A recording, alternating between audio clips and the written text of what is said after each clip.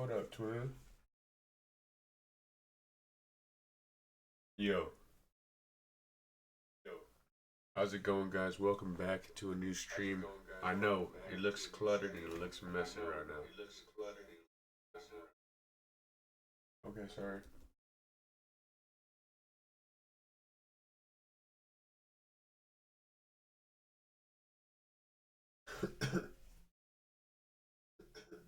Okay.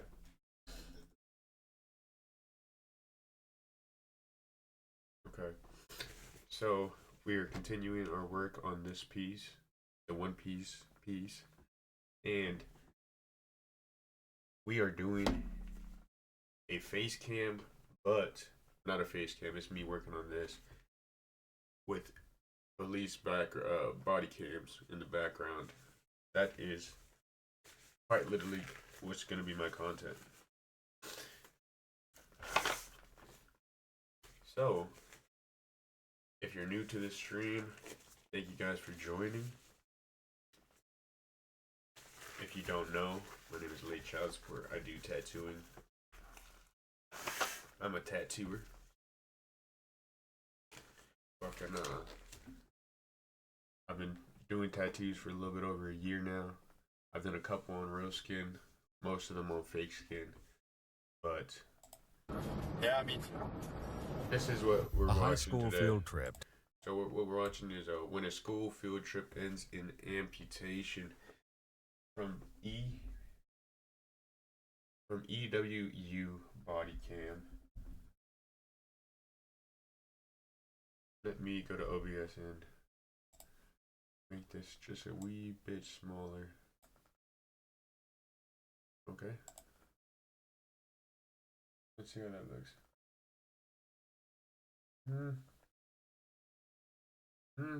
Just a wee bit more smaller, I think.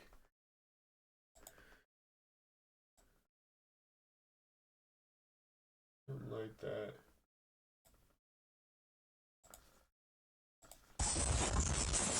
Alrighty. I heard the rumble Let's see what strips, this is. and then I just heard kids screaming. Oh, I hope that little girl can keep her foot. Yeah, me too. That shit is crazy. A high school field trip takes a terrifying turn when a bus crashes into a guardrail, trapping a student inside the wreckage. In the aftermath, Michigan State Police review the bus's security footage, and what it reveals changes everything. We all know what comes after that. Yes. Yes, you end up on TV getting arrested. The following is based on official police records, and the footage has never been seen before until now. Please note that all persons charged with the crime are presumed innocent unless and until proven guilty in a court of law. On Saturday, March 29, 2025, Michigan State troopers arrive at the scene of a devastating crash. Alright. Is anyone dead? No, we got one that's still part That's of the crazy. trap. Feet are pinned in under I guess from the you know, guardrail right they now. deal with That's it. death all the time. Lady in the long sleeve white shirt, right in the middle of the two groups. Older lady, that's the driver. I didn't, like I said, I didn't ask her what happened yet or anything like that. Okay. Alright. According to police records, the bus was carrying 9 high school students and 4 adults, including the driver.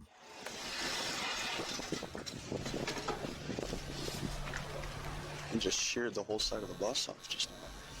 A twisted chunk of the guardrail has pierced the bus, Hopefully you don't mind trapping a young teenager named Emma little inside. edge that I'm As taking emergency from crews the- work to free her, from the a video. state trooper checks on the other students. Were you guys on a field trip or Yeah, we're going to college. a college tour? Where are you guys from? Grand Rapids. Damn, it's a little Okay. little Do you all go fucking to the high same school, or dude. different high school? It's for theater, but it's for a theater program. A theater pro. Okay. Where are you guys going to visit? What Damn, college? high schooler. And they, I'm Where the guessing heck it is is an that? amputee. Imagine, dude. Thankfully, the Life students changing. among the group report only minor injuries, including a bloody nose, head, and leg pain. A trooper questions the driver, 44-year-old Angela Fitzgerald, hoping to understand how the incident occurred. I don't know if I hit something and veered over like that. She already sounds like she's You slurring. guys start driving. I picked them up at 6 o'clock, so I started driving at about 5:30. We Okay. haven't been on the road long at all. Now, where were you taking them to? Ohio. Ohio. Okay. Where did you guys start from? Grand Rapids. Grand Rapids. Okay, so not too far. No, we haven't. No. Okay. Do you think it was some sort of like vehicle defect that happened, or I'm not sure. Like, did you fall asleep or doze off? I don't think so. No. Like, You don't think it so? was pulling, but it was pulling to the left, and it wasn't anything.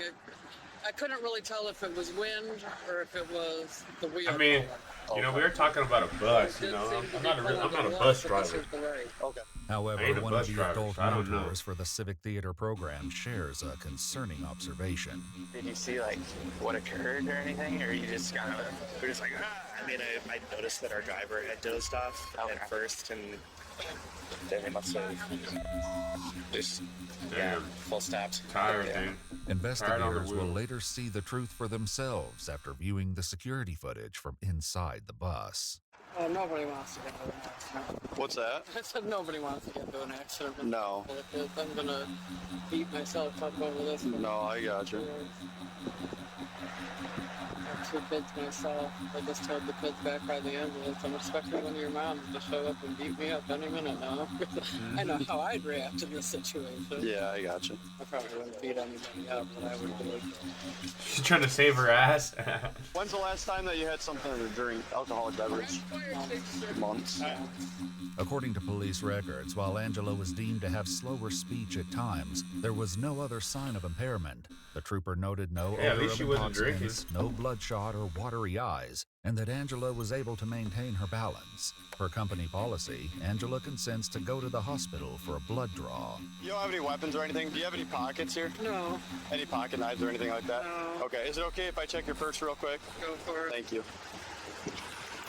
I'm not gonna go too crazy. It seems like she's Little just gonna raspberry. fucking. When's the last time you took the About 8 o'clock last night. 8 o'clock last night? Seems Okay. like she Yeah, I just don't fucking take long, dozed off on the wheel, That's fine. bro. Okay. Man, perfect. wicked, dude. I'll have you take a seat in here. Unfortunate. Sleepy, bro. Okay. Wonder how long she's been up. All right.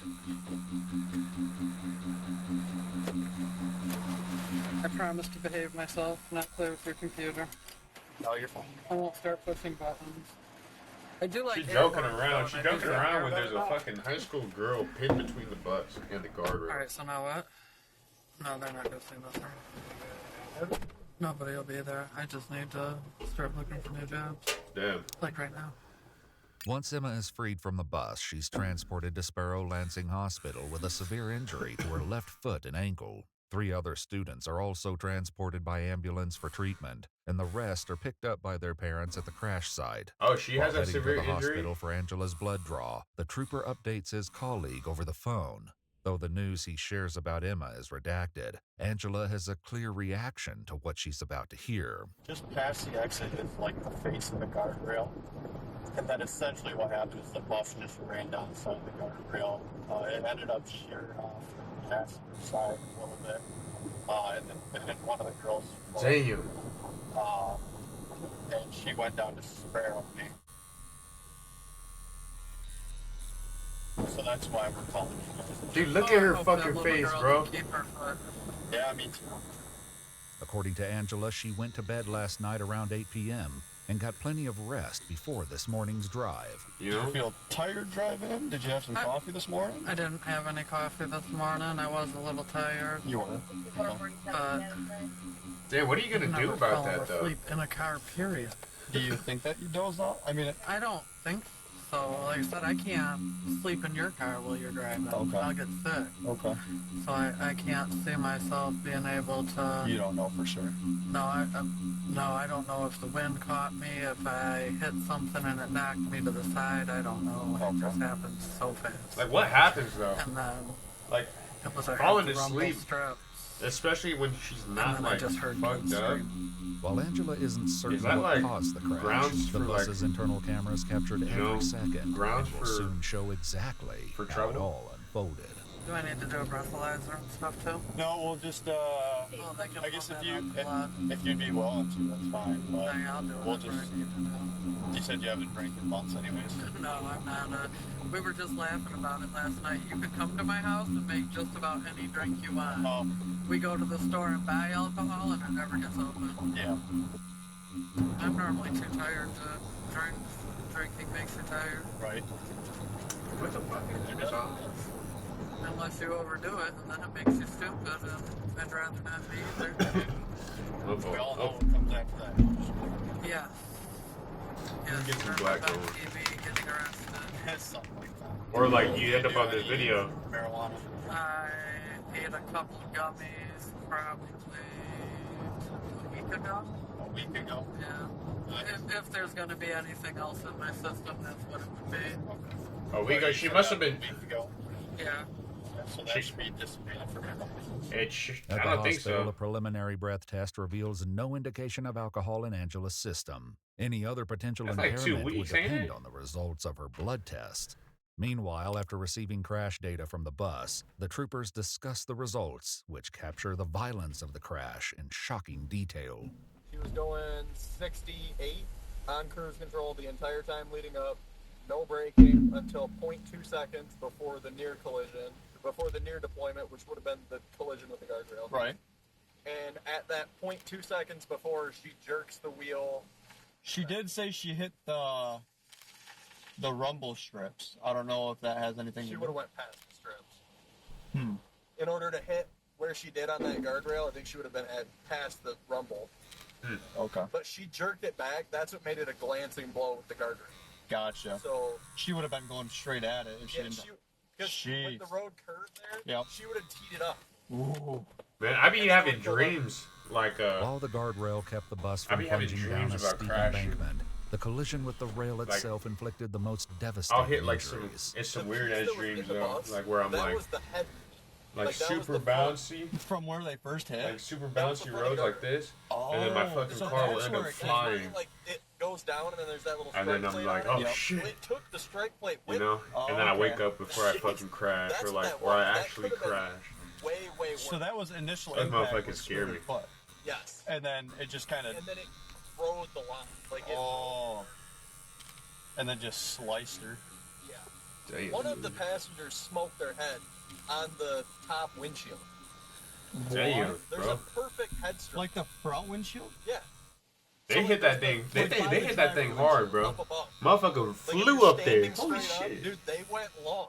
According to police records, a young girl named Michaela was among those transported to the hospital and was diagnosed with a concussion and traumatic brain injury. Oh my Michaela's gosh. mother informed investigators that the young teenager had brain surgery prior to the crash, and the injury re-agitated the area of her No brain that she had fucking way. surgery on, resulting in her being placed on 24-hour supervision by doctors. Wow. That's crazy. This ain't a laughing matter. You up. Oh, I mean, especially This is if not a they laughing hit it, matter. like, This is compressed crazy. back. Yeah. Yeah. Because then you can get some spinal compression.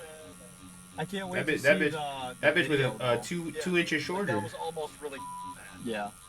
Video footage was quickly obtained, revealing the horrifying moments just before impact.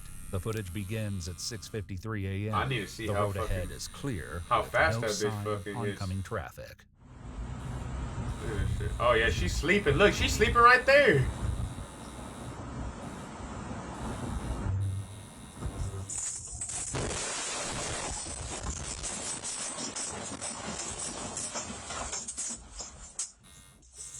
Oh my gosh, look at her.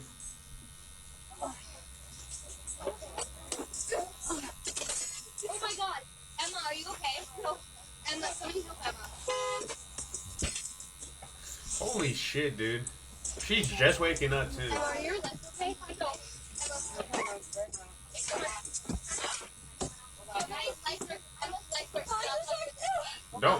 Don't freak out. Holy shit. Damn, dude.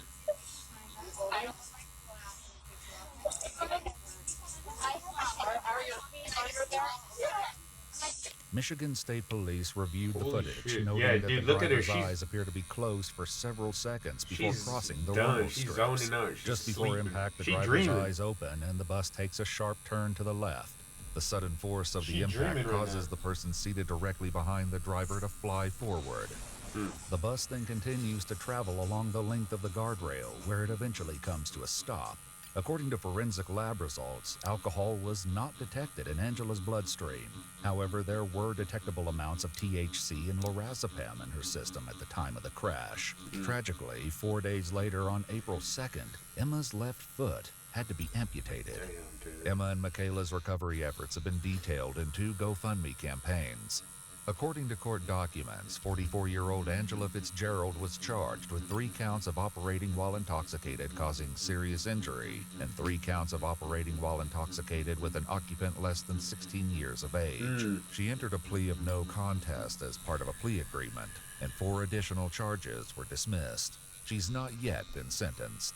If you'd like to see select new videos early and help us keep uncovering case files that rarely come to light, you'll find extra footage and unseen details on our Patreon. Channel memberships here on YouTube also include early access to select new videos. That is crazy.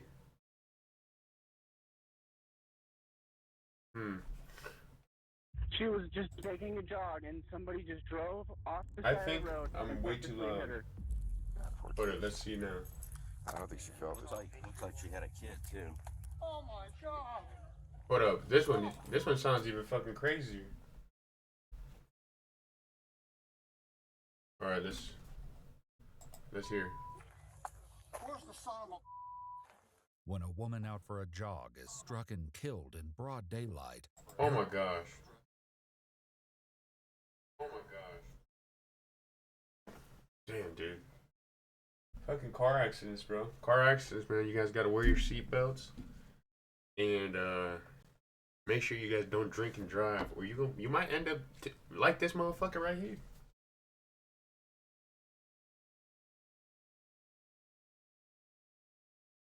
Oh shit. Alrighty. Let's continue. Arizona deputies scramble to find the truck that fled the scene. But their desperate search for the perpetrator takes a shocking turn when they receive a phone call no one saw coming. I'm not asking for favoritism, but everyone's going to know anyways. I'm the lieutenant of Phoenix PD. It's my son. That's the guy who did it. That's the guy who did it. The following is based on official police records. How does this footage sound? has never My been fault. seen before until now. On the morning of February 24th, 2024, dispatchers receive an urgent 911 Alrighty, sorry guys. I just witnessed a hit and run, and this lady needs an ambulance immediately. The vehicle just drove off. It was Ford F-250, Ford Super Duty. The woman was just running along the side of the road, and the guy just drove and hit her for no reason at all. For no reason. So she was walking? Thank you. She was just taking a jog, and somebody just drove off the side of the road and purposely hit her. Oh, fucking purposely? I don't know if this truck is coming back. I think he's coming back. I think the guy is coming back. He drove west, and he came back to the scene, but he's still in his truck, and he looks like he's going to drive away, but I don't know what he's doing.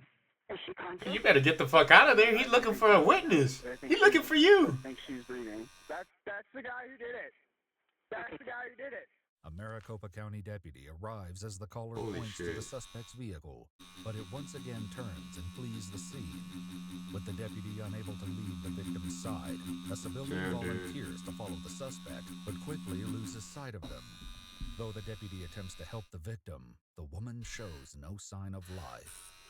That's a damn shame, bro. She's pronounced deceased. As backup arrives, they work to damn, February 24th. That's the day after my birthday. Her cell phone. Poor kid.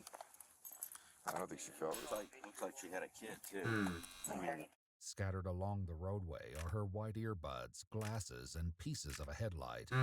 Her shoes were thrown from her feet, with one lying more than 70 feet from the other. Holy a brutal shit. indication of how violently she was struck. Hey, just letting you know and let the sergeant know, there's a possible next of kin over by his brand. He said that the wife and mom were out running, and they can't get a hold of her, so... The man provides the phone number for his wife, 43-year-old Lisa Mancuso. A deputy calls it, and in a tragic confirmation, the victim's phone rings. No way. It isn't long before another family member arrives at the scene. Can I help you, sir? Yeah, what's going on, officer? Oh, no. He just called me. He's crying and everything. He lives right here. He lives on the other side. He lives right over there. You're gonna have to go down to Galvin, up Central to get there. Is somebody hit by a car or something? They will be able to fill you in.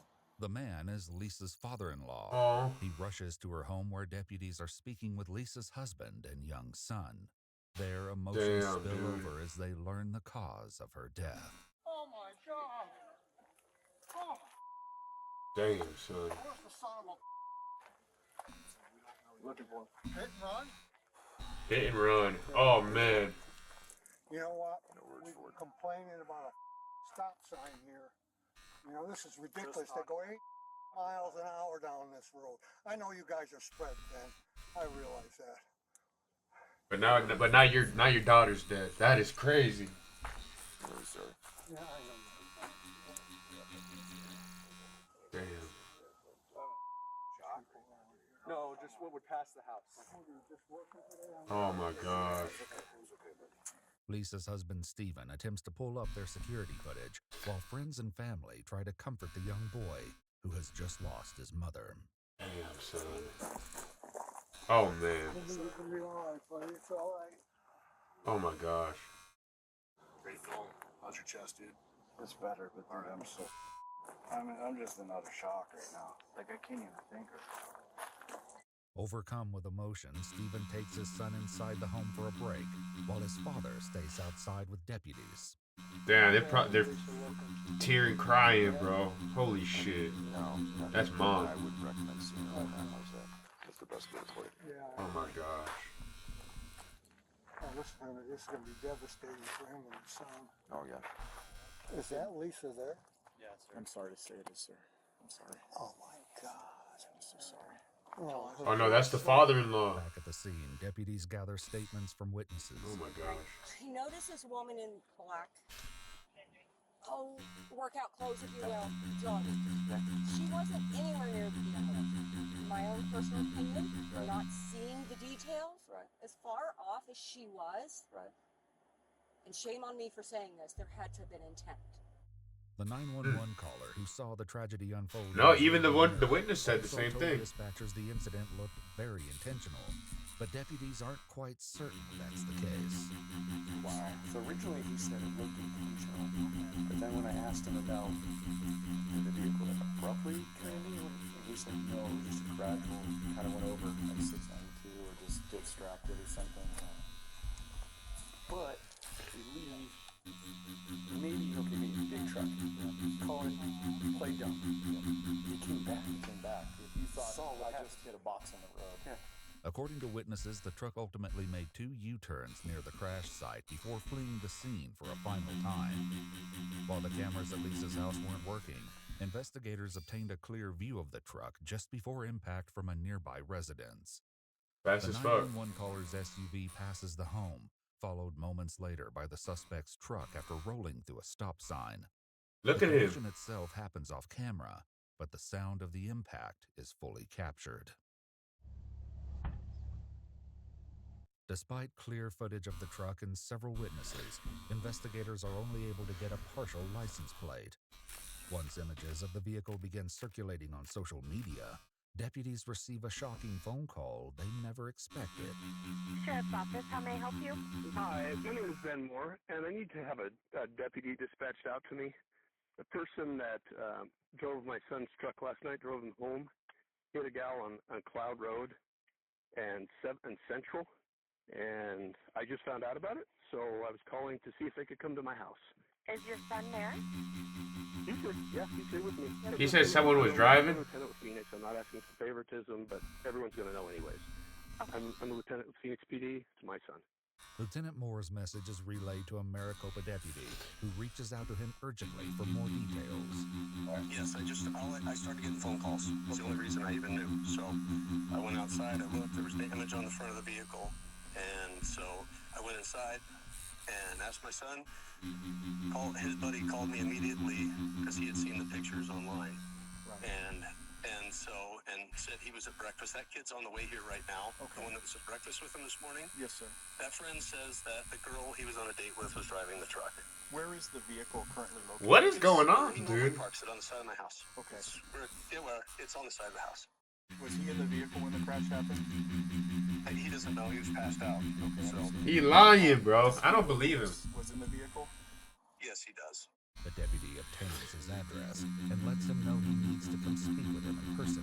And like I said, there's nobody delayed reporting. I didn't know anything about it. No, I don't I even. started getting phone calls, and he was passed out in his bed. Yeah. For as long as I can remember. So I don't know times, but I'm just saying. So nobody was sitting here trying not to call you or anything. No, I am very grateful for you putting the pieces together, sir. Thank you, and thank you for your son for coming forward. It's the right thing to do. Yes, sir. So just so they know he has an attorney, and that's only for protection because this whole thing's weird. Yes. So he's going to cooperate. I'm just waiting for the attorney to. I kind of like that shade not going to talk. of He's not darkness. going to cooperate. No, you He's know fully exactly. going to cooperate. We just have to make sure that I know. his rights are 100%. Totally 100%. That's all. I need to get, call for your son too. So I'm just. Absolutely. You know what I mean. When he arrives, Lieutenant Moore greets him in the driveway, along with his son, 20-year-old Jacob Moore. So we're going to do the initial, just get here, and then we're just going to kind of lock down until the detectives are done over there? Oh yeah, And I then- ran our then they'll fatality come squad over. at Phoenix for 4 years, so I've been a lieutenant for Phoenix for a long time. And this is one of the witnesses at the restaurant, Jackson. And they went to pick up another witness that was at the restaurant to bring him here. Damn, it was a girl driving. Just breathe, dude. If it wasn't you, don't worry about it. That's the big thing. Dad'll tell you, if it wasn't you, I get other things are going to happen, but... Look at him freaking out, though. It was him, bro. You know, he's a young kid, he's never dealt with this before, so. I know. It was him. He's lying, bro. Sad at how it's going to Who knows, though? So, I told him, I love you, and Who knows? I would be here regardless of that. While waiting for detectives to finish surveying the crime scene, Lieutenant Moore leads the deputy to the truck. So it's up here, the damage. Oh, dude. You can see, I didn't touch it, so you can see the body fluid. I'm sure that's what that is. gosh. So, yeah. But this, I thought it was weird because when I left the world back gate, and I came over here and went through the garage to get something. I'm like, why is this truck over here? It's never parked over here. And it's weird. So, strange. But, so. Well, unfortunately, crud happens, but... That's more than crud. Quickly snaps photos of the truck and the damage to the front left headlight. So we're As going. another deputy arrives on scene, they learn the female Jacob claims was driving his truck is named Jenica. You got a hold of Jennifer. He tried to call her because, I was freaking out, mind you. And I know your camera's on. Yep. Hi, hello. I wear one at work too. So, Okay. So I go, I need her name, and he's like, he was kind of a daze because I woke him up. He was passed out, and it took him a little bit to know what was going on. He was tired, and so I woke him up and he tried to call her, and she didn't answer the phone. Okay. And so it's some girl he met that he went on a date with. So I've never even met this girl. I don't know who she is. Started this morning, or What's that? The date was it this morning? I have no clue, sir. Okay. Though Jacob isn't willing to speak to investigators without his lawyer present, his friend Jackson, who was with him this morning, agrees to answer questions. According to him, it wasn't a date, but rather a get-together involving multiple friends. After a long night out, the entire group went to a cafe called Heart and Soul. We were there, ate breakfast, had some drinks. Okay. Oh, man, they were drinking and driving. I was drinking. I don't know what they were doing. They were at their own table. They were drinking too. Okay. When I remember. Drinking what? Orange juice, water? Screwdrivers. Okay. So vodka orange juice. But, Kyle, another friend who was with them this morning at the cafe, So they were also drunk. arrives and Holy agrees to shit, answer dude. questions. Where'd this morning start? We went to breakfast at Heart and Soul, but to be honest with you, I wasn't paying any attention to what was going on. Here. How'd you get to Heart and Soul? I had some chick drive me down, so I don't even know her name. Oh, okay. She drove my truck. She drove your truck. Did she pick you up in your truck, or come to your house first? Yes, we picked my truck up, and then she drove me there. All right. So we came from. This dude drunk right now? Where the hell was us? we were talking Peoria or some shit. Yes. We came from there. Yeah. We went to my truck, and then we took my truck to Heart and Soul. And she drove back. And you don't know her name? I don't. He's lying, bro. Yes. Okay. Do you know her name at all? Any nickname, first name, internet? Is she a friend of yours online? I don't even think I've met her before last night. But she's got the keys to your car. But she was sober, so it's all. They're very trusting then, because By Kyle's account, neither of the intoxicated boys drove their trucks, instead relying on two girls, Jenica and another female, who will soon be located and questioned. Meanwhile, Lieutenant Moore hands over his home camera system, hoping it may show evidence that Jenica was the one who dropped Jacob off at home this morning. Let's see. So bad for this lady. Oh my goodness. That's I've right. done so many of those notifications. Were you vehicle Heartbreaking. friends as well? I ran our vehicular crimes for almost 4 years, 3 years. Wow. Yeah, social media is blowing up. A situation where you have a true victim that Yeah, she didn't do anything. didn't do anything wrong. It's horrible. It's absolutely horrible.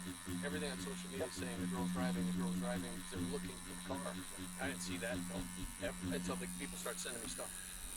So honestly, beyond that, I don't know. That's interesting. So social media is saying that a girl was driving. Yeah, they said they're looking for a girl in this truck. That is interesting because that was not publicly released. Investigators later locate Micah, the girl who acted as Kyle's designated driver from Heart and Soul Cafe. She explains that Jenica is her roommate and confirms the two were at the cafe with the boys that morning. Who is driving? Jen was driving and I was also driving. And then So you're driving whose vehicle? I was driving Kyle's Alright. and Jenica was driving Jacob's. Yeah, so they weren't lying. Drive Jacob home, but rather to Kyle's house. Let me backtrack a little bit. You guys get to Kyle's. What happens after that? Get to Kyle's, we parked the pickups and we said goodbye to both of them. Oh, are they lying to each other? And I drove back to campus with Jen. So Jen was in your vehicle. Yes.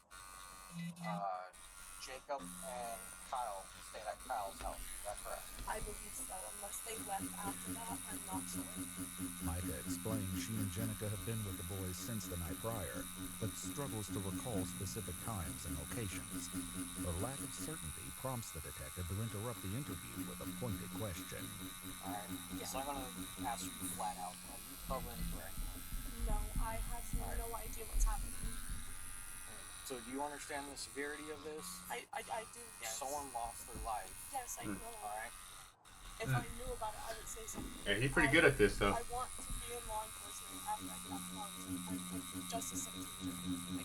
I would not do that at all. To piece together exactly what happened after leaving the cafe, investigators will need to speak with Jenica. They prepare to follow Micah to her college dorms, where she believes Jenica will be. Honestly, I know exactly how that family's feeling right now. Because I lost my dad a few years ago. So I know. Yeah? It breaks my heart. At the dorms, Jenica admits to being at the cafe with the group and shares that Jacob and Kyle were intoxicated. Once they left, she confirms that Micah drove Kyle's truck and she drove Jacob's, with plans to meet at a friend's house. But what she says happened next changes everything. You're driving on like a... She doesn't even know. She's not even scared, dude. That motherfucker's lying. You missed the turn, let me drive. You started like yelling. And you started pick up, like let me drive. I was like, you know what? I don't want to be in this vehicle. Like I don't want to drive you with you yelling at me. Things like all over me. Yeah, I knew he was I knew he was the one, dude.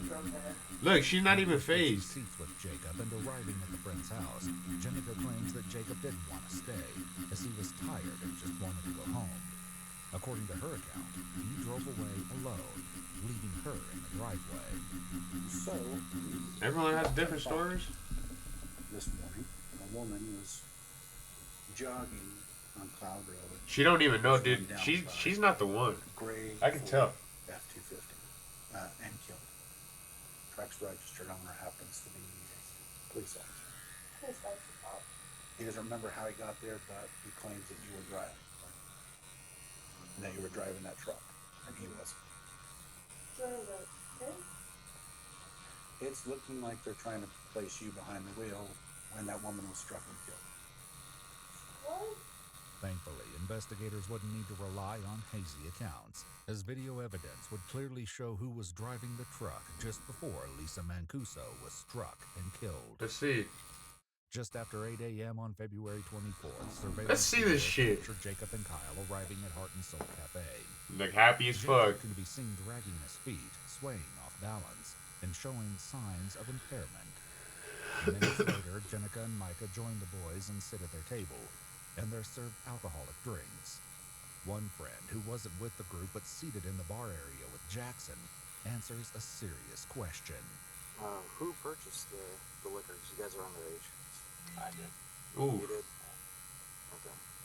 Were they asking for ID, or you just go over there? No, never asked. As their waitress explains, Damn, he's Kyle crazy. and Jacob were both increasingly showing signs of intoxication. They were just being obnoxious. They were sitting there dropping the N-word, calling Damn. each other, and just using all kinds of profanity. So the my hell? concern was just to get them out. At one point, after purchasing another round of alcoholic drinks, the waitress gave them only orange juice, telling investigators it's what they do if they believe someone has had enough alcohol. Around 8:30 a.m., Jacob can be seen with his arms around Jenica, with his head laying in her lap. He's way too fucked up. He was trying to go to sleep, and they're like, yeah, you can't sleep up there. And I was like, yeah, it's probably best you leave. So that's why the girl was, yeah, he's tired, so I'm going to drive him. He's drinking. So Which girl said that? Jen, she goes, I'm going to drive his truck. And I go, perfect. And I walked through the door, and then I went back to the bar. Jackson stays behind at the cafe while the rest of the friend group prepares to leave. A short time later, the truck can be seen pulling into the driveway of their friend's house. As the doors open, Jacob exits the driver's seat, confirming Jenica's claim that the two swapped seats along the way. The two talk for a while and briefly hug before Jacob enters the driver's seat once more. Look at this Jenica dude. walks to Micah's car to wait for her friend, while Jacob leaves alone. Lisa Mancuso would be violently struck and killed less than 10 minutes later. Still, according to a Lion-ass fools, Jacob bruh. has no memory of being behind the wheel. He was blacked out. He can't remember anything. He goes, I remember being at breakfast. He goes, and then... Look how fast he's speeding off, dude. That motherfucker is fucked up. As more video footage is uncovered and additional friends are interviewed, investigators learn that Jacob began drinking as early as 11 p.m. the night before. After visiting multiple bars throughout the night, he enjoyed additional drinks with his friends at an abandoned racetrack. When you guys are at the abandoned racetrack, and you guys are drinking, about how much did you guys drink between everybody? I think there was like a 12-pack that we had in the truck. So that's split between everyone, which is just, what is that, 2.5 beers, probably 3 beers each. When you guys were drinking at the racetrack, what'd you guys do with all the beer cans? In the back of his truck. You threw it in the back of the truck? Yeah. According to police records, 8 crushed beer cans were found in a dumpster, removed from Jacob's truck prior to the deputies' arrival. They'd been thrown away by Jacob's father, Lieutenant Moore, who openly admitted he did so before knowing the truck was involved in the accident.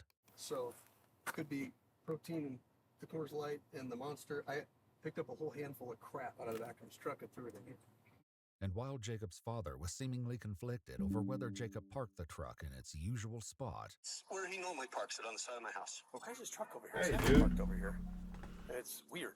the camera system his father gave police ultimately showed Jacob arriving at home and exiting the driver's seat. What am I drinking today? In an interview recorded on the day Got me of Lisa's a death, a deputy acknowledged Lieutenant Moore's concern that the investigation might appear nice to show little preferential treatment. blackberry sparkling water. Super delicious. Untold sacrifices you've made. There are things that you gave up, things that you did for the better of, whether it be a citizen or an agency or another officer, things that you'll never get recognized for, things that you'll never get back, things that you've had to deal with that are untold and never will be told, or things that you saw and dealt with. I know. It's the nature of punishment. Yeah. And But for that to be called into, when something like this happens, so because there's automatically that, well, he's protecting his kid, he's doing this, he's doing that, and I want to do everything to circumvent that. Yeah, I'm want. not protecting anybody. I know. That's why we're having this conversation, because I had I'm a not feeling. protecting anybody. Though Jacob claimed to have no memory of the incident, he Googled DUI manslaughter on his Oh phone my at gosh. 7 p.m., less than 10 minutes before his father reached out to deputies. He sent a text message to a close friend an hour later, one that seemed to suggest he knew what was coming next. Like, he said, hey, I love you just so you know that. And I said, what makes you say that? He said, I might be going away. That was At the time, the Ford that a F-250 motherfucker was like seized by a bitch that he police. wanted to Detectives fuck. were This unable to prove motherfucker, that dude. Jacob was behind the wheel of the I'm crash hating on this fool, and man. couldn't Fuck get a this warrant dude. for a sample of Jacob's You a blood. cornball, bro. DNA taken from the broken headlight of the truck would later come back as a match to 43-year-old Lisa Mancuso. After a warrant for his arrest was issued, 20-year-old Jacob Moore, in the company of his lawyer, surrendered voluntarily at the police station. His bond was set at $200,000. In April of 2025, as part of a plea deal, Jacob pleaded guilty to manslaughter and leaving the scene of an accident resulting in death. He was later sentenced in 2025 to serve 4 years in the Arizona Department of Corrections. 4 years He is was crazy, also dude. ordered to pay restitution to Lisa Mancuso's family and will be placed on 3 years of supervised probation following his Man, that's what happened to fucking cop. anniversary A of the cop death, dad, bro. Lisa Look at Mancuso's that. friends and family gathered to honor Me? her A memory brown of motherfucker like me? Man, I wouldn't see the light of day. I wouldn't see the light of day If for you'd like killing to a white subscribe woman. to new videos early and help us keep uncovering case files that rarely come to light, you'll find extra footage and unseen details on our Patreon. Channel memberships here on YouTube also include early access to select Man, poor girl, though. videos.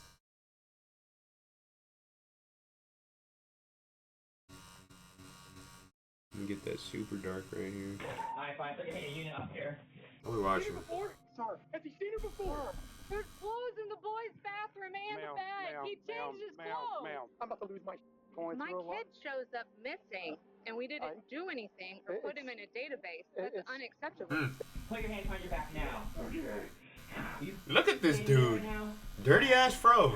When police in Xenia, Ohio, receive a call about a strange man claiming to be the Oh, I think parent I've of a seen young this. girl at a kindergarten ice cream social, I've they seen can't this one. possibly imagine the twisted depths of the man's motives, or what lengths he will go to conceal This is them 44 and minutes. I can't escape. watch this.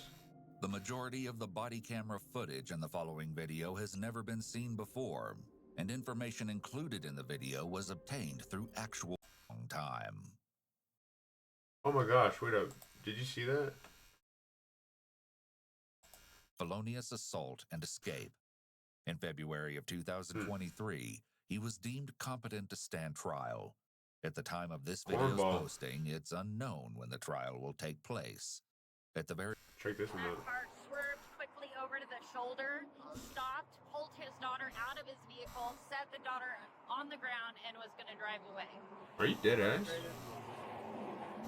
About what?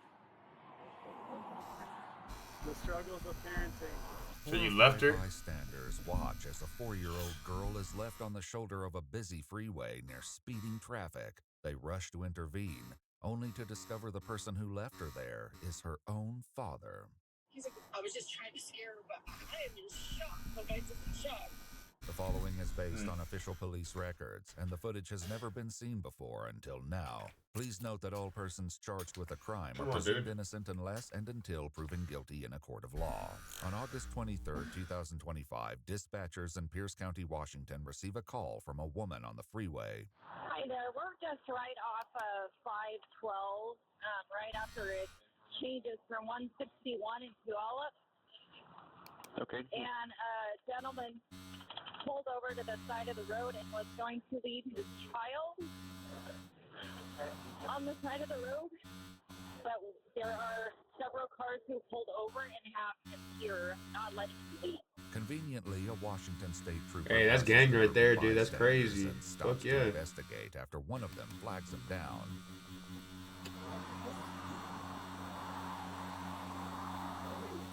We were driving down the road, and that car swerved quickly over to the shoulder, stopped, pulled his daughter out of his vehicle, set the daughter on the ground, and was going to drive away. Okay. And the only reason he didn't drive away was because he was going to I hope they beat his ass a little bit. Can you say why? Want to tell me what's going on? Rough moment, single parenting. I'm trying to go to the store with my daughter, and she's screaming, and it's hard to focus on the road. So I pulled over. Okay, you pulled over and did what? I took her out of the vehicle so I could talk to her. And said, I know it's not the best parenting time. I said, I'm going to leave you here if you continue not to listen to me.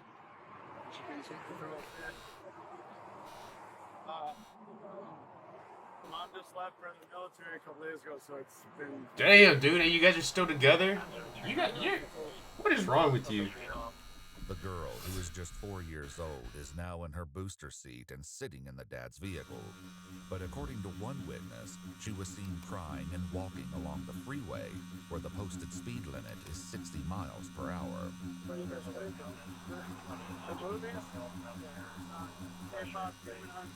So what was your plan? You were just going to leave her here on the shoulder? No. I pulled forward, probably about as far as that guy. Dude is stressing, bro. I was not going to leave her here. I just told her I was going to get in the truck. Do you have your idea? He hands over his driver's license and military ID, identifying him as 34-year-old Morgan Edward Barnes. However, Morgan's claim that he wasn't going to leave his 4-year-old daughter doesn't line up with witness accounts. So why are all these people saying that you were trying to drive off and leave your daughter here? I got in the truck. I said, I'm going to leave. You don't calm down and we're on the same page so we can go to the store. Just wanted to go home instead of grabbing groceries for dinner. I drove probably from there to here. When I got out and started walking, there was already people pulling over. So was she yelling? Was she being called? Was she throwing things? What was she doing? What was the screaming, crying? Also, I had a previous experience when I was younger. My buddy's dad's wife died because they were arguing in the car. What? I'm nervous. Things happening in the car and I get distracted. Have you had anything to drink today? No. Okay. I'm not a drinker or a drunker. The trooper heads over to the vehicle to check on the 4-year-old girl. Tell me what happened today? Oh. Were you getting ornery with your dad? Yeah. You get a little bit angry with you. Did you go to the movies? Yeah, what movie did you go see? Was it good? Yeah? Did you have any owies anywhere?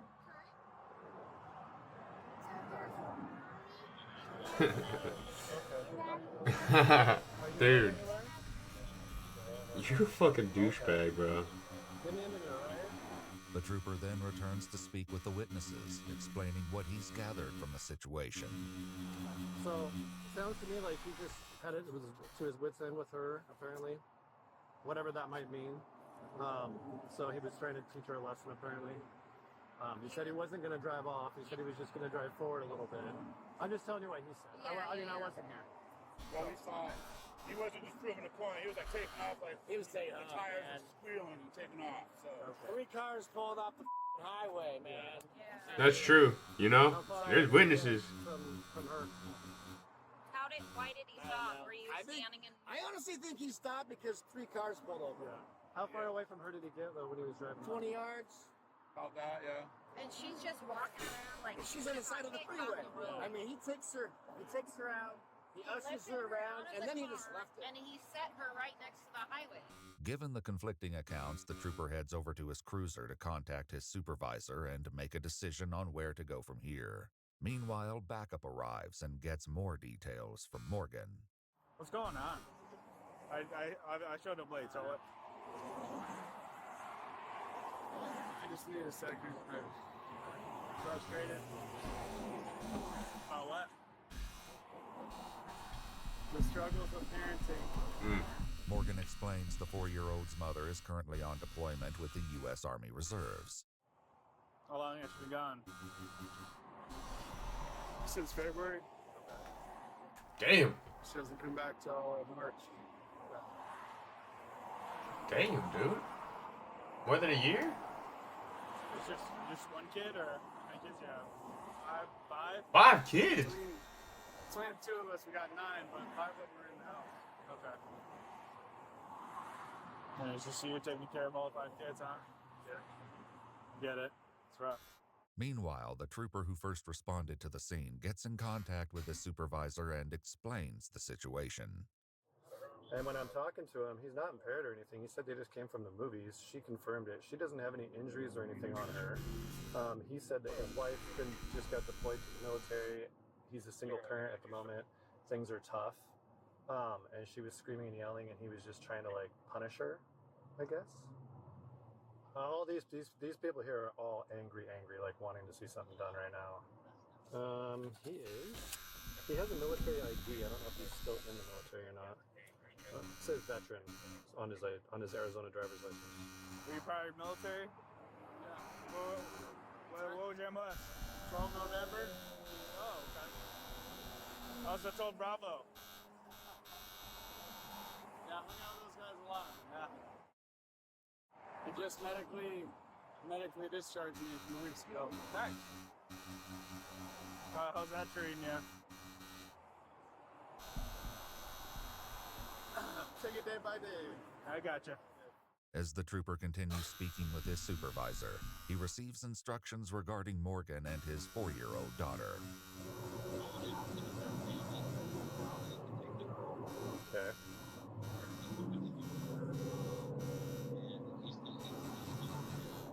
As the girl's mother is active duty military, the supervisor also asks him to get her name and rank so he can contact the provost marshal's office, the military's on-base law enforcement authority. Yeah. Why is that? Okay. Are you active? Are you? No, he just got out. He got out. Your wife is active though, you said? Correct. Yeah. What unit is she? Is she here, Lewis? Yes. What's her name? I don't want to disclose that. I apologize. Because you don't really have a choice here. Correct.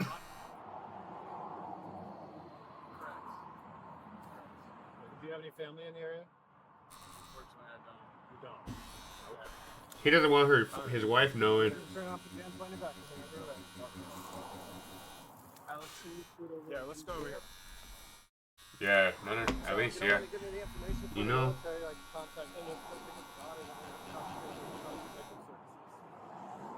You're under arrest right now for child abandonment.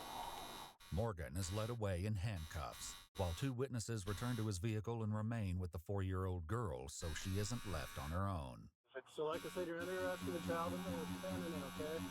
You have the right to remain silent. You have the right to respond to an attorney. Anything you say can and will be used against you in a court of law.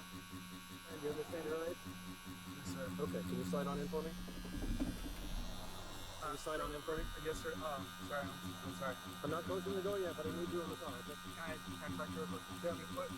I know this sounds ridiculous. I have severe claustrophobia. I'm begging you just to put my hands in front of me. I can't do that. I'm not even closing the door yet. I'll leave you in the car so I can talk to you, okay?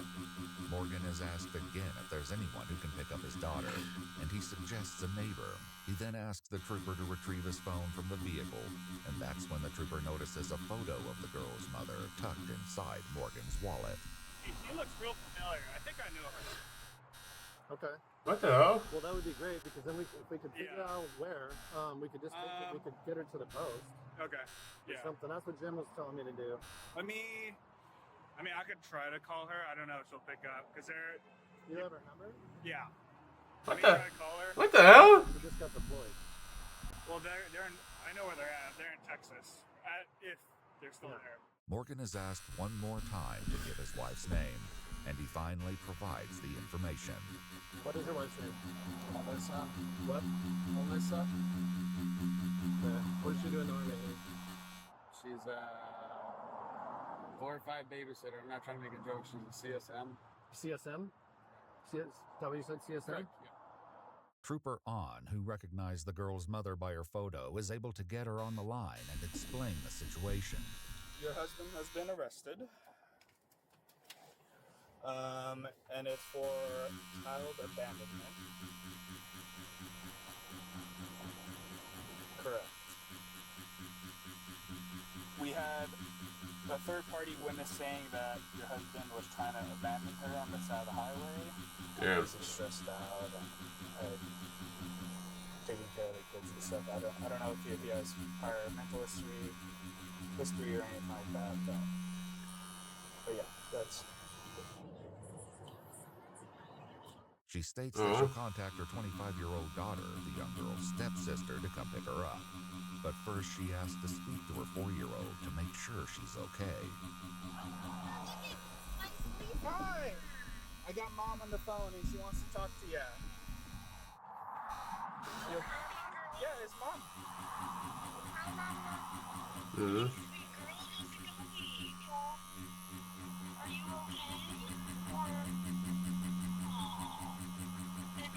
You're gonna go with the police for a little bit, and Tiffany's gonna come pick you up, okay? Hey, are you okay? Yeah. Okay, Mommy loves you, okay? Okay, it's okay. You're safe, okay? That's crazy. Please relax, okay? Hey, it's okay. It's okay, these are Mommy's friends. They're gonna take care of you, okay? I know your mom really well, okay? I'll take care of you, I promise, okay? Okay. She's then given the opportunity to speak with her husband. Afterwards, she shares more insights with Trooper On. So yeah, we've been going through it with his ex. We just found out that his other daughter isn't his. Oh, wow. That's a whole... Wait, real quick. Just letting you know you're still being audio recorded. Yeah. Okay, just letting you know. It's just, yeah, no, so it's kind of outside of the apartment. Lisa wakes up at getting really bad. She's got ADHD. She's all over the damn place. Okay. And so he's trying to spend the night with, like, take her to go do something she likes. And she's controlling these fits because they just left here. There's not a lot going on. Man, they got 9 kids together, bro. That's crazy. I was just trying to scare her, but I am in shock. Like, I'm just in shock. I would never imagine that would be the case. The 4-year-old stepsister is contacted, but the 25-year-old is nearly an hour away from their location. Trooper On volunteers to take the child to a more safe location to meet with her. I appreciate it. Does she get a ride with you? No. Okay, I told her. She have a Dickies down at First Dress. Okay. And then a dock sticker. Perfect. Yeah, we'll bring everything to you. Okay. Oh. I'll take your garbage.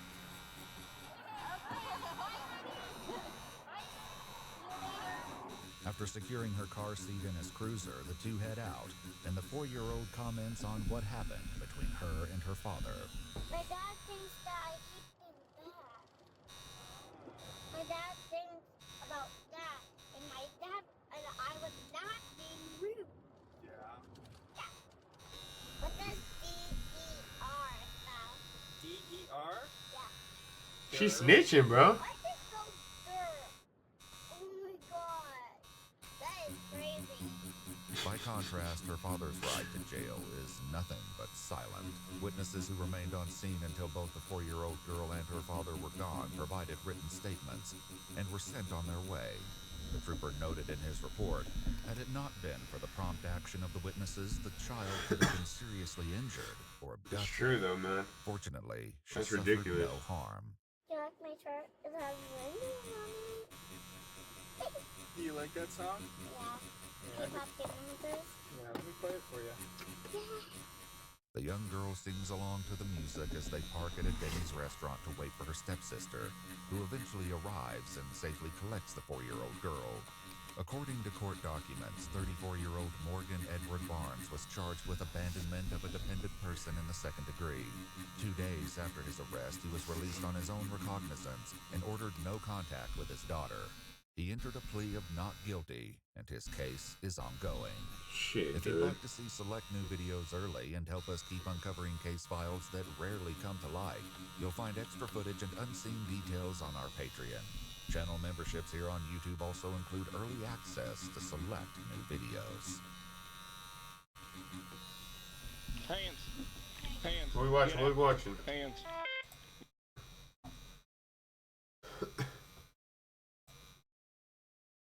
I think I've seen this one, though.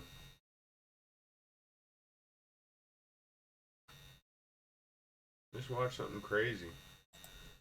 When you're going out to kill somebody, We're gonna be if watching you're seen Serial Killer Vlogs His Murder Spree by Explore With Us. that day screwed up. In Cherokee County, Georgia, a sheriff's deputy stops Let's see what this is a man about. parked on private hunting lands. At worst, the man is guilty of trespassing, or so the deputy thinks as he approaches. Good. Let's see what this is about. What you doing out here? Well, you're the fourth person to come along. Am I? And asked me that. I guess they called you, didn't they? Yes, they did. You know, I just wanted to place a camp because I'm on my way to Canada. I'm leaving. As a matter of fact, I'm getting my maps together. I got to buy some maps. That's why I just came out to place those leave sending copies. They're very good copies. I see that. But behind this man's friendly demeanor is a calculating predator hiding bloody secrets and a lengthening trail of bodies. Life has been sweet. We got to document it. Look, I'm taking a picture of what I'm something for immortality, right? What the hell? Around there, I can be wearing a purple shirt, that red backpack. What's up with this And fool? they're gonna tell me I'm gonna get shot. But you know, that's a common threat. When you say, I won't kill anyone today, we'll just go hiking with my dog. We're doing I'm leaving. I'm getting out of here. God Almighty. Can I get your ID real quick? Yeah, you sure can. And it's in a. You see that fanny pack right there? Are there your weapons in that fanny pack? Absolutely not. And I'm gonna bring it to you. The deputy follows the man back to his van, never suspecting for a moment that he is in the presence of a cold-blooded monster who was killed before and whose thirst for violence has not been quenched. And when you get down to the bitter end, you ignore all the rules he set, which I did. Oh, I do have an extended comment. I said I didn't know it. The following report is based on official police records, and most of the footage has never been seen before until now. The first sign of trouble in Leon County, Florida comes when 46-year-old nurse Cheryl Dunlap doesn't show up for her Sunday school class. But it's not until she misses work at Florida State University the next day, December 3rd, 2007, that her friend reports her missing. Her adult son goes by her house, hoping to find an innocent explanation. The dog was still in there. What was your first thought? This ain't good. Ooh. She's been missing for 2 days and that dog is still in there. That dog is everywhere. Yeah. And if she's not taking it, she makes arrangements for it to be taken care of. That dog is my brother, if you will. Oh, damn. She realized that no one in Cheryl's life has heard from her since the morning of December 1st, 2 days earlier, when she told a friend she was going to the library. She was logged into the Wakulla County Public Library's computer system at 9:45 that morning, and she cashed a check for $100 at 11:15 a.m. After that, police know nothing. They ask her friends if she might have suddenly decided to leave it all behind. She wanted to travel. Literally, her actual words was, she said, Laura, she said, I really want some adventure in my life. But she also said that she The wanted fuck, dude? The first thing that comes to mind when I think about Cheryl is God. You hear about people that are Christians, but she was the type of person that she really, really, really tried to live this Christian life. I mean, the way the Bible says. The idea that Cheryl walked away from her job, her friends, and her 2 sons doesn't seem likely, and the likelihood dims that afternoon when Cheryl's car is found parked off the road near Leon Sinks Geological Park. Alrighty. It's been abandoned. We got some No sign of depth. Cheryl or anyone else. We got some depth. We got some. We're gonna be doing a lot of black packing right here. So. And I had heard over the radio that Actually, let's give me some more so I wanted to go to see my son. dynamic triple black. If it was or wasn't. I stood around there and I got some. And we're going But to. there are Holy troubling shit. signs. Her purse and keys remain in the vehicle. I think I'm running Her low on belongings are ink, scattered but they're across just the so seat, and frosty each of now. the tires is flat. When police take a closer look, alarm bells begin to sound. The tire appears to have been deliberately punctured. Signs of foul play are mounting, and it has Cheryl's friends in turmoil. I've lost a brother suddenly. I've lost a sister. I've lost my mom and dad. And nothing has shaken me like this. Absolutely nothing. Her son, meanwhile, reflects on a memory he fears may haunt him forever. I started trying to call her and ask her opinions about what I should do with my life. She didn't have her phone on that day. And I was outside building the pen when she comes back. And I told her I couldn't talk right. Damn. Damn, bro. How long ago was this? A couple of weeks ago. That was the last time you talked to her? I didn't even talk to her. Damn, That's bro. the last time you heard from her? Oh, that would fucking kill me. Cheryl Dunlap's picture is splashed across the local media. A couple reports seeing her at Leon Sinks on the afternoon of December 1st. Yeah, that would end sitting me. on a bench reading Actually. a book. From that point forward, her whereabouts are unknown. That is, until police learn from Cheryl's bank that her ATM card has been used 5 times between December 2nd and December 4th to make withdrawals totaling more than $700. So if someone used the card, they would have to know it or either get it from her. It wouldn't be where they could just look at it and see it. No. Probably the only way that she gave up that PIN number was either they threatened her life or her grandbaby's lives. Investigators head to the bank's main branch to see if there's video, while also looking to the public for help. Do you remember seeing a gentleman that might have roused your suspicion at all? No, there's a lot of people come in here that rouses my suspicion. I look at every one of them. Police have a long investigation in front of them, but what they see at Cheryl's bank makes it clear that there's no time to waste. In video of her recent ATM transactions, detectives see what they feared most. It's not Cheryl Dunlap using the ATM, but a shadowy figure wearing a disturbing homemade mask. Investigators note that the man is tall and thin, but that's not a lot to go on, even for those who know Cheryl best. Any suspicions as far as people? I can't imagine anybody. Cause I mean, my mom got tight that everybody loves me. She doesn't have any enemies. Yeah, man. A Lulu that she just go disappearing. Even to the description of Calvin Tim machine, I can't think of anybody that with description, skinny, tall, lanky. Can't think of anybody. The identity of the man behind the mask remains a mystery.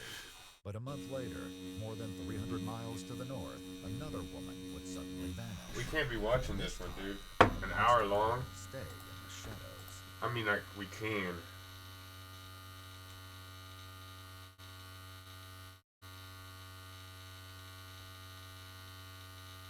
No, we need something fucking good. Oh, let's watch this. Overweight little f***ing pig. What other husband would take care of their wife? Damn. Nobody. He went out to clean out my Oh, wow. Clorox wipes. He came back in and he shoved it in my mouth. Damn. So I should make you swallow this, the dirty zoo animal you are. Holy So when he brought her in, Dr. Hanan came in. He's like, why do you have all these bruises? He was trying to blame me. I will make you swallow every pill of morphine that you have in that bottle and you will be out of this world Good within Lord. 1 hour. Do you hear me? And I've been by her side the whole time, which will never change. A beloved doctor with a rare form of cancer reveals that she's been fighting a second secret battle behind closed doors. It's a story written on her face in bruises and preserved in a recording her husband knows nothing about. The question is, did her escape come too late? I was able to make it to the front door with my walker, and I was able to get out to them. I said, I need help, I need out, I need out. The following report is based on official police records, and the footage has never been seen before until now. A hospital administrator in Grand Forks, North Dakota calls the police when a cancer patient reports being subjected to physical mistreatment at the hands of her husband. We would like an officer to come here to help issue a no trespass, and this particular individual, we're expecting him in like the next 10 minutes to be on site, and he does have a history of violence, so could we get somebody over here kind of right away? And is he an employee or somebody coming in to visit a patient? No, but the spouse is an inpatient, so he's not allowed to see her due to the nature of some of the things she's disclosed. An officer with the Grand Forks Police Department is dispatched to Altru Hospital, where after getting a brief rundown from employees, she leaves a message for 40-year-old Josh Temple, the man they want trespassed. I'm talking with hospital staff here. For whatever reason, it doesn't sound like they would like you here. This phone call is to let you know you are not allowed to come to Altru for any reason unless you have emergency medical attention that is needed. Other than that, I do understand that your wife is in here obtaining treatment, but you are not allowed on the property. I'll go to 411 and interview her. Do you want to just hang out just to see if he does end up showing up? Or Yeah, he's definitely gonna show up. typically, if they're going to be violent with the spouse, they won't typically be with us.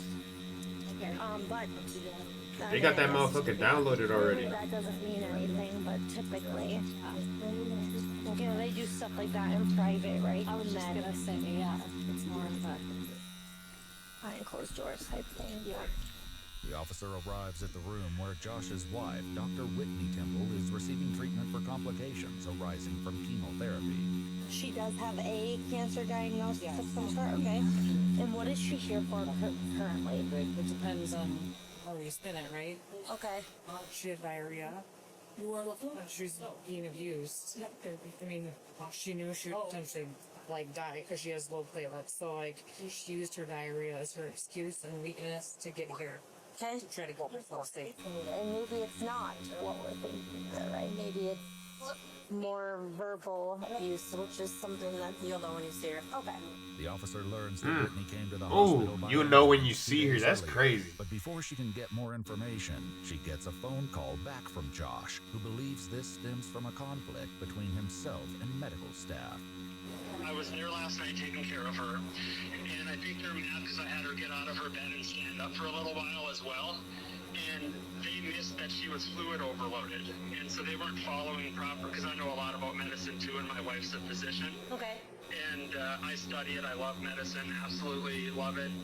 I was in the Army for 8 years, and I was a combat lifesaver and fell in love with medicine. I probably should have just went that route and still think about it, of doing physician route anyway. But so I know a lot about it, and saved a lot of lives in Iraq too. Having established his credentials, Josh, a home builder by profession, says that before he realized she was fluid overloaded, how we doing? He had her stand for about 10 minutes to build up her strength. She ended up falling again. She's been falling a lot. She's been falling a lot. That's his excuse for the fucking bruises. She had her walker in front of her. You cornball. Okay. And so I think that they got mad about that as well, or at least the nurse was. I know that they don't want to be questioned and harped on or whatever, and I get it. And I know my wife looks like a hot mess right now with all of her bruising and her, bad medical situation, but it's been like this for almost 2 years. This is just, another day for us. And I promise you, I'm not just being some hostile, mean guy. I'm not like that. Very loving, just very protective. So, yes, my wife has been falling a lot. She's fallen at work a couple of times too. Yeah. Is that where her bruising comes from, Josh? Is that where her bruising comes from? Yes. So she has low platelets and she's been falling. Anytime you touch her or grab her or squeeze her, or she falls down, whatever, when you have 30,000 platelets in your body when you're supposed to have 150 to 250,000, you're going to bruise. She's going to look like a mess. She's going to look like her knees are all banged up, from falling. I understand that. I promise she's not a danger to herself, or that I'm not taking care of her or just letting her fall. Nonetheless, the officer informs him that for the time being, her orders stand, and he is not allowed back on the property until further notice.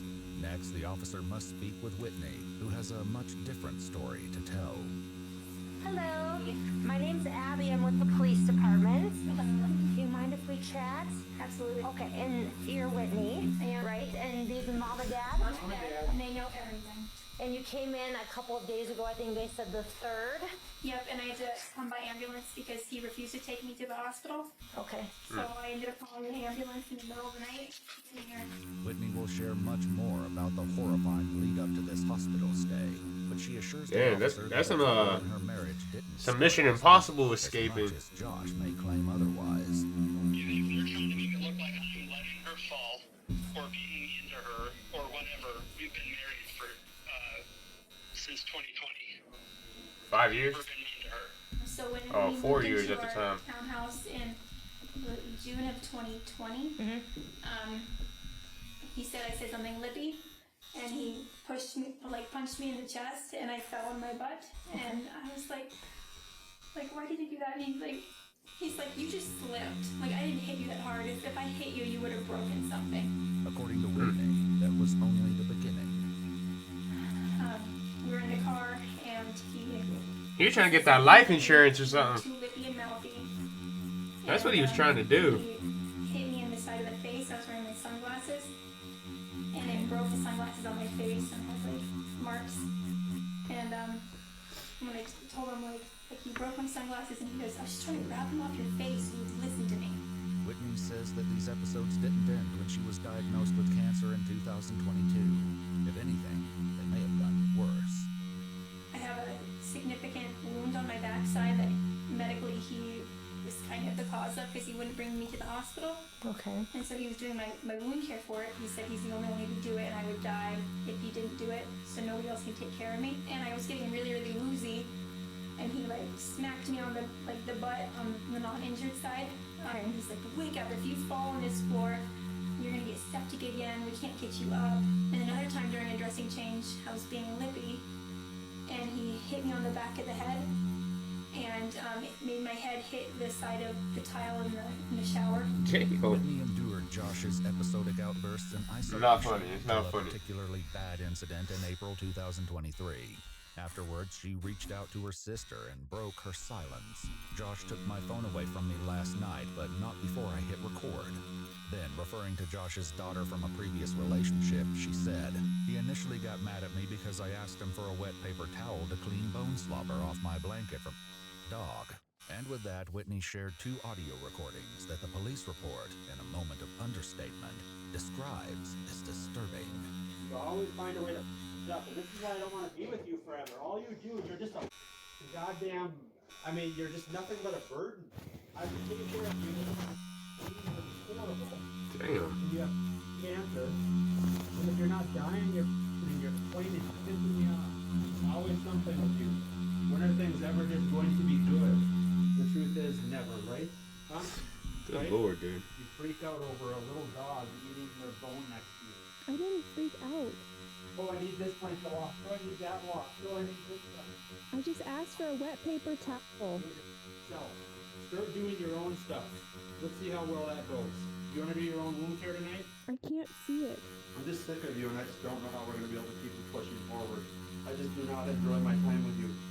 The opening moments of the recording are enough to expose the tension in the home, but it's only a hint of the horrors to come. The altercation came a year after Whitney began experiencing mysterious pains in the spring of 2022. He told me that I was having pain because I'm obese and I don't work out, and I just need to work out more and lose weight. Josh's view of the situation turned out to be incomplete at best. And he wouldn't let me go to the doctor, and I eventually, because I was in so much pain, I texted my doctor, because we're close, and I said, I really need to get in with you. I've been having this severe pain, and now I'm having neurologic symptoms. And she got me in like the next day and got me an MRI. Okay. To do it behind his back. Whitney was finally diagnosed with Ewing sarcoma in August 2022, missing a crucial early window for treatment. Damn. Soon, chemotherapy had to be temporarily suspended because Whitney suffered a sepsis infection and developed necrotizing cellulitis on her backside, requiring months of recovery. Josh became Whitney's caregiver, and by the time of her secret recording in April 2023, he was ready to use that against her. But at what point do you stop being a mother burden and being a liability and being a charity case? When are you ever going to stop being that? When? You were like this before cancer even, so don't act like it was only cancer. At least with you, you can't just play that cancer card because you were lazy before this and had to do most things. Because work was too hard for you. You were the only American in this country that goes to work. And even though there's moms out there that have multiple kids and pets, and they come home and have to still be a mother, and they're doctors too, you need to snap out of being the way that you were bred to be, which is lazy and ill. Every time I show you the path and get on you for doing something stupid, you act like a and you walk away, and then you get all mad and you cry about it. Is that going to fix anything? Crying doesn't work on me anymore. I'm completely numb to it. Results work. I'm tired of you not having the results I'm looking for. I'm tired of every day that belly keeps growing even though your weight's dropping. You need to start doing something. Either you live your life like a pathetic disabled person or you start getting done. You pick. It's clear from Whitney's private writings that Josh's cruel taunts were not coming out of the blue. In a phone app, she keeps an extensive list of things he's done and said to her over the years. You won't be a good mother. If you were a man, I'd kick your and shut the and eat your chili are but a few examples. Like, why are you trying to ruin my one Saturday night? Why are you so good at ruining things? You're like a professional sabotaging mother. ruin it. I just asked for a wet towel. Drama. I was not trying to cause drama. You shut your mother mouth and don't even open that mouth. Do you hear me? Yep. Do not even say a thing. You are not Good entitled God. to say a word. When she's over here and spend time and to have a good time, not to hear, oh, I need my blanket cleaned off. I need this. I need that. Shut the up. We'll do it later. It's not doing anything sitting there, is it?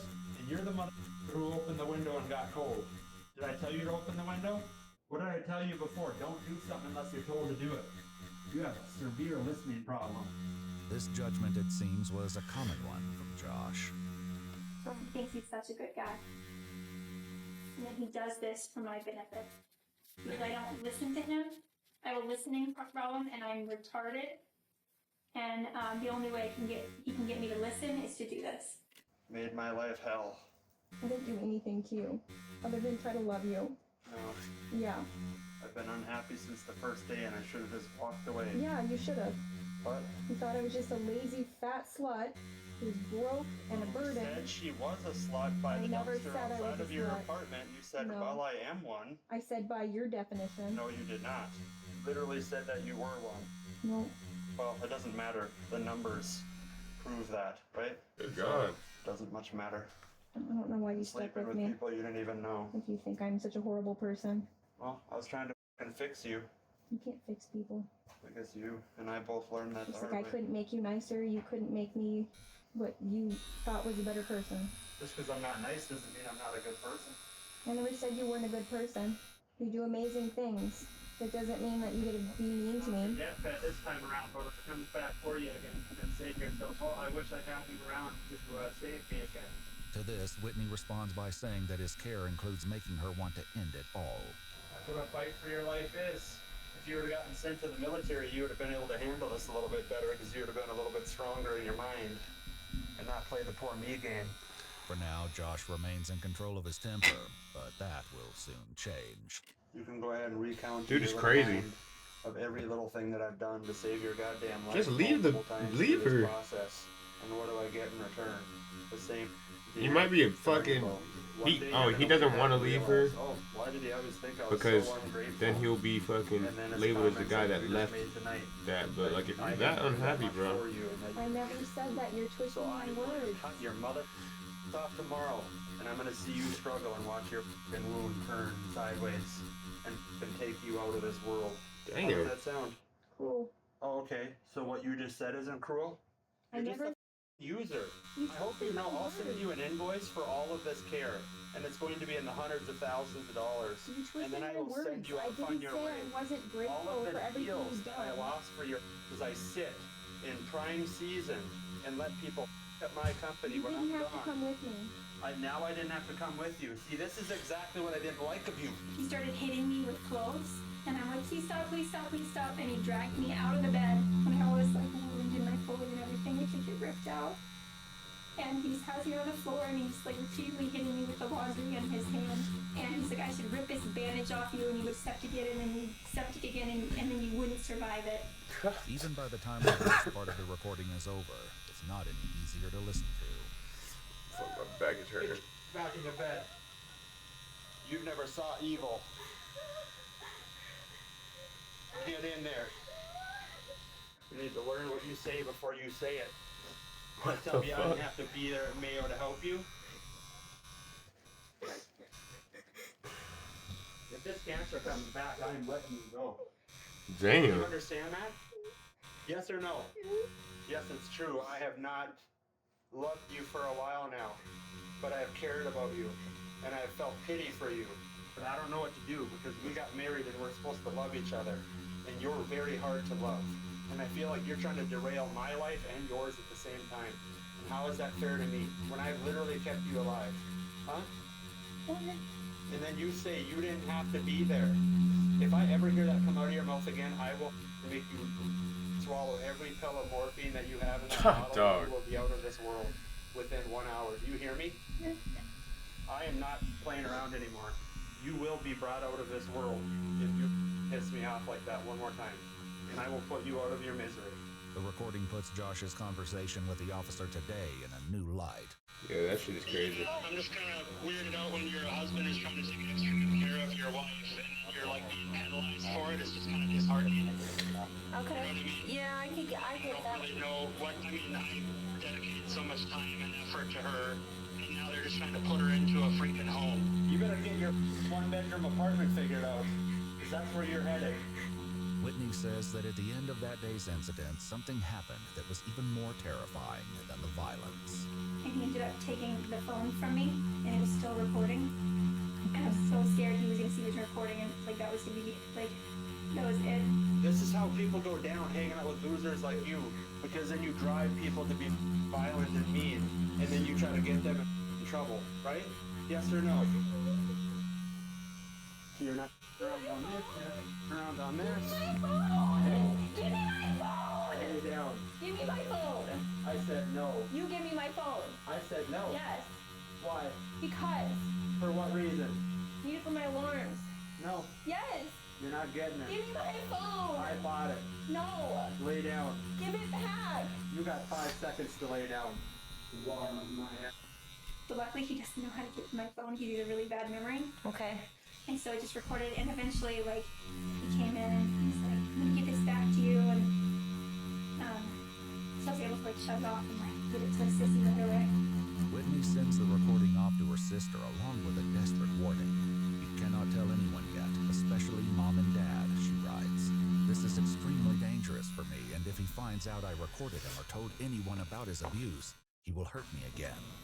Damn. As Whitney would find out over the next year, however, there was nothing to stop that from happening anyway.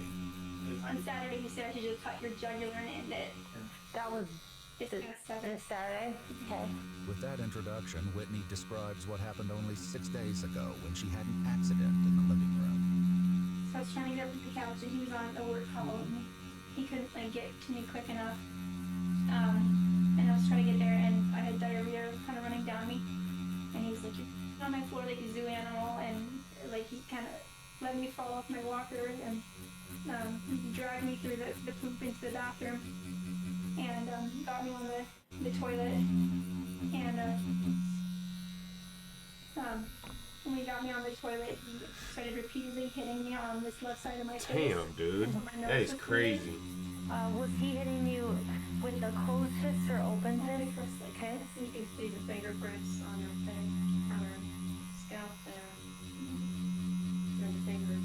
Okay. And then he said, and that was the left side of your face? Okay. And he's like, why are you bleeding? And I said, because you hit the side of my nose. He didn't break it, and I said, no, but it's bleeding. And he goes, yeah, if I had used a fist, you'd definitely be dead. That's like 2% of what I could do. And then he said, if I hit the right side of your head, you would for sure be dead because your tumor's over there. Damn. Whitney says that the altercation on Saturday only intensified from there. You're about to hear the worst thing I've ever heard. Okay. He went out to clean out my poop with the Clorox wipes. He came back in and he shoved it in my mouth. He said, I should make you swallow this, the dirty zoo animal you are. Military, I'm cordial. I don't fly off the handle like an idiot or anything, and I'm a college educated. I'm not a weirdo. And he shoved it so hard that it tore my tongue from like the base here. So I have a big wound. We have a picture of that too. Okay. What the If you fuck? poop in there, I can go septic. Much better now. You do better. He keeps trying to call me. I told him I was coming in to talk with you, so I don't know why. Oh well, I do know why. Yeah. He's trying to be his sweet self. It is this sweet side of Josh that Whitney would frequently spotlight, just as she did only a few days earlier when she texted her friend about the bathroom ordeal. He's been by my side ever since, she writes. It kills him being away from me.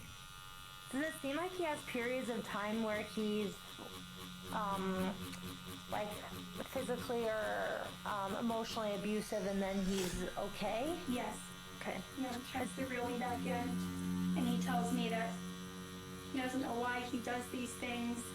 He gets so scared of losing me that he just kind of loses it. But at the same time, it wasn't uncommon for Whitney to send text messages that were meant as much for Josh's eyes as for the recipient. She once sent a message to her sister that read, so I only told Josh that I told you he was calling me obese and was sick of me not listening. He can't know you know anything else. The next text I'm going to send is just in case he wants proof I told you I was in the wrong. He never does this in front of people, if he is to save his pride. He's extremely cordial, a doting husband, like, I got her, I can take care of her. As for the incident from this past Saturday, Whitney would not find out until later hospital scans that the damage was worse than she even knew, and she suffered a fractured vertebrae during that night's chaos. Whitney says that Josh helped her clean up that night, but the undiagnosed bacterial infection she was suffering from continued to worsen in the coming days. I was deteriorating again. Okay. And I told him I need to go to the hospital. And he said, Ultra sucks, they're just gonna make you sicker. I can take care of you here. He said, you just need to eat and drink your electrolytes here. We'll get through this. And I said, I feel like I'm dying. You had, at that point, diarrhea, explosive diarrhea for 10 days. Yeah. And then what made you call the ambulance Wednesday? Because I knew if I wouldn't survive the next day. Because my medical stuff was getting worse. And you called the ambulance yourself? I did. Was he aware of that phone call? Eventually he was. So I was sleeping out on the couch and he was in our guest room. And I was laying out there and I waited till he went to bed and everything. And I called 911. And he eventually came out of his bedroom after I was able to make it to the front door with my walker. Mm-hmm. And I was able to get out to them. I said, I need help, I need help, I need help. In subsequent text messages, Josh adopts a much different persona. I can't believe I didn't hear you and wake up, he wrote. This cancer should be in me and not you. I'll never let you down again. He thinks that staff's upset with him because of an incident that happened yesterday with you falling in the room. Yes. And believes that okay. He did say that he was on the other side of the room and that maybe he should have been on the same side of the bed. He forced me to, I have, this leg doesn't work, I'm a tubers and it was really swelling up. And he forced me to do PT and stand, and I said I need to sit down, my leg's not working. Okay. I said you stand for 20 more minutes, like, you need to be stronger. Like, what are you gonna be, 80-year-old cripple? Okay. I said I need to sit down, and he came over to like grab me to get me back on the bed. And my leg my fucking back hurts. He had the walker, Slouching. and I couldn't hold on because of it. Mm-hmm. And it split up from underneath me, and he let me fall, and I landed on my butt. And then I was able to like catch myself to not hit my head. Okay. And there's an IV pole, and I have a big scratch on my back from where I scraped it. I didn't tell her to stand up and fall down on purpose. We didn't know that she was gonna fall or she wouldn't have stood up either. She normally can walk just fine, and she's been using her walker just fine. And to prove it, she had PT that day for an hour with the physical therapist a couple hours before I got there, and so she did PT just fine. Okay. I was really exhausted after PT and everything, and he made me do one. And so he had me walking on the side of the bed with my walker, back and forth, back and forth, back and forth. And he goes, okay, I need to stand there for 30 minutes. Just show me you can stand. I said, I don't think I can, like my legs feel really weird. He said, you do it. Whitney never explicitly says which moment, the fall last night or the bathroom incident from Saturday, was her final straw, but her mom has a grim thought about Josh's death threats. He's threatened on multiple occasions, like on Saturday he said I should just stab you in the jugular. How does that sound? There's a huge life insurance policy, which has the beneficiary involved. My fault, guys. $3 million. Making sure the That damn audio is he alright. is the beneficiary of? Okay. She got through, because of course you to get that in. Yeah, and then he mentioned to me about like, you know how bad it would be if you changed the beneficiary from your husband or whatever. If I found out if it went to your parents. It's going a lot of mothers. Okay.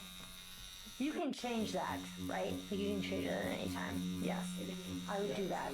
Whitney and her parents say that they've already spoken with a lawyer about this and other financial considerations, but for today at least, Whitney has had enough. Is he okay? I don't feel well. I think we can. Nurse and just buzzing with the nurse. I'm really worn out. After telling her emotional story in exhausting detail, Whitney is settled back into bed, and the officer calls Josh from the parking lot with an update. Sorry, I've been running around. We're so busy. I was trying to get you a call, but every time I picked up the phone, I was dispatched elsewhere. So. Am I not allowed to take care of her tonight? Bring her oatmeal? Yeah, no. Her parents are with her. Again, like I said, I'll come over and kind of explain a few more things to you. So. I apologize for ruining. I mean, this is more stuff in your day you shouldn't have to deal with. No. If I did something wrong here, Look at him, bro. Straight up manipulator. Okay. Josh agrees to have the officer visit his home to further discuss the situation, which he still believes is limited to a dispute with hospital staff. I don't know what's really going on there. Yeah, so the staff there just doesn't want you back there. I think it has something to do probably with what happened yesterday. It wasn't good, you guys. Like, should I have done something different? I don't know. So on Saturday, she had fallen again really bad and then went to the bathroom on herself. And we didn't know she had C. diff yet. Okay. And so I found her on the floor and she was out of it. And, you know, usually you shouldn't really go to the hospital unless you Lion-ass have fool. to, but she ended up having... Look at him, he's nervous. On the couch when I was sleeping. I've been sleeping in this room. She had to call the ambulance. So medical was called on Saturday? No. Saturday she fell. Medical was called 2 nights ago, sorry. Okay. I might have messed that up. I haven't had much sleep. That's okay. I just wanted to... But yes, and so when we brought her in, Dr. Hanan came in that night at 8 o'clock, 2 nights ago at 8. He's like, why do you have all these bruises? You have bruises on your knees, you have them on your arms, you have it on your face, on your head, on your back, everywhere. He was trying to blame me that I was neglecting her. As they move into the living room, Josh insists that he has been Whitney's rock through trying times. A little over a year and a half ago, she was diagnosed with Ewing sarcoma. So they found a spinal tumor, and ever since then, it's just been a whirlwind. Yeah. And I've been by her side the whole time. I need to get that damn 7-round mag on that. Josh is about to learn that the police aren't just at his house to reinforce the trespassing order.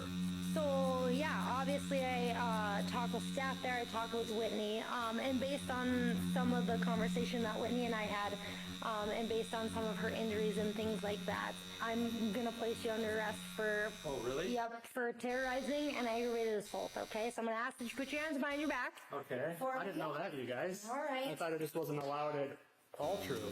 Wow, this really looks bad on me when all I do is take care of her. Makes me look like I actually did something wrong. Unbeknownst to Josh, the officer has in her possession letters from Whitney's doctors, one of which says starkly, there's no doubt in my mind that if she were to return to his care, she likely would not survive another abuse. Damn. I didn't terrorize anyone. I wasn't mean to anyone there. You were fucking cooked, brother. Whitney No, herself. not This brother. is not You are for cooked.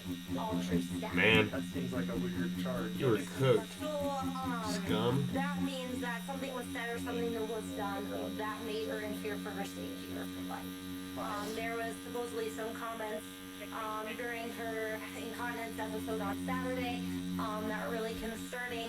What was concerning to me was a lot of her bruising. I do understand that she is very sick. She has low platelets, and therefore it does cause some bruising. But she does have a handprint. Yes, that's from picking her up off the floor. So you picked her up No, that was to get her to come to. We already told the doctors that. If you even poke her, it'll cause a bruise. Okay. And when she hit her eye, that was on her walker. She already told people she fell down. But this story, whatever its legitimacy, has already been preempted by Whitney. I said that the walker slipped and I hit my face on the walker. So that's the cover it, so for the eye.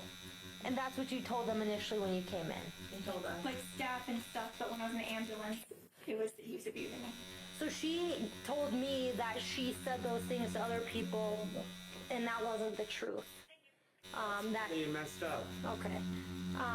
So that's what I'm getting. Why would she try to say this about her only caretaker and the person she's been with for 6 years? Look at that. Look at him fucking saying that. Yeah. So based on talking. He's with trying to her, convince seems like himself, there may too. be some He's domestic crazy. violence issues going back to 2020. No, That she's kind of He ruined your life. Look at you, bro. Okay. disclosed, right? Yeah, So well, the problem is that I keep her alive and keep her going and find all the medical errors and everything else, and now she's saying stuff like this okay. when I did nothing. Okay, I'm gonna go to a 7-round mag. Josh is calm on the ride to jail, unaware that this case is already beyond her word against his. The problem is domestic, like real domestic, is such an awful thing, and then being categorized in that is pretty ridiculous. And then when we get divorced, you're going to be like every other woman and try to take half of my money. No, I won't. And then I'm going to cut your throat. That's what's going to happen, because no one steals mine. I've always put her in front of myself. Is there going to come a time where you're pleasant to be around, or is it just going to stay like this forever? Am I just going to be your caretaker until you die, and then we're just going to live a life of, oh, well, that was a waste of my life? Huh? She has been safe. She has been well cared for. The weird thing, maybe you guys had asked around and found that out today, but I usually get praise, as does she, for how good of care I take of her. You need to stop being a nuisance. Go to the store and get your own food from now on. With her husband under arrest and a protection order in place, Whitney Temple seemed to be on a path to freedom. Unfortunately, she didn't have long to enjoy it. Damn. She died a month later on May 6, 2024. At a later court hearing, her father recalled the day his daughter accepted her fate. And then I heard my baby girl announce the next evening, "This is my last supper. I am ready for hospice." And then so crushingly, Whitney unbelievably apologized to us for having to give up the fight for her life. Damn, dude. Josh, who was originally charged with endangering an eligible adult, terrorizing, 1 felony count of domestic violence and 1 misdemeanor count of domestic violence, enters into a plea agreement that sees the domestic violence charges dismissed in exchange for guilty pleas to the first 2. At his sentencing hearing, a year after Josh was arrested, his lawyer said that he should be given leniency, arguing that he had been, quote, proactive in his own rehabilitation and heavily involved in his church while out on bond. It's for these reasons that I asked the court to consider a period of home confinement and supervised probation. In a sentencing memorandum Josh filed prior Does he to get the hearing, time? his lawyer argued that his client's actions came out of burnout from being a caregiver. He wrote, Whitney's battle came to an unfortunate end a month after Josh was charged. This fact in itself makes Josh's conduct extremely unlikely to recur. Josh himself also spoke at the hearing. My wife was my world, and she was the strongest person I have ever known. I'm truly focused on making the wrongs that I made right and asking for true forgiveness for mistakes that I've made. I'm truly sorry. Thank you for your time, Your Honor. But while Josh and his lawyer argued that he was, quote, for the most part a devoted husband who tirelessly cared for his terminally ill wife, the prosecutor argued that this was exactly what one would expect to see in this type of relationship. Your Honor, I think everybody in the system, the court, attorneys, law enforcement, we're all very familiar with domestic violence, and it is a cycle.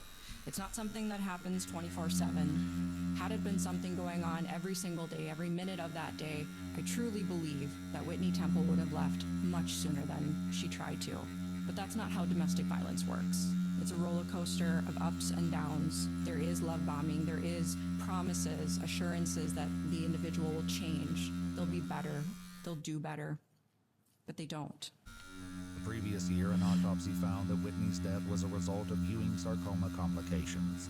However, the doctor also noted one contributing factor, a history of documented intimate partner violence.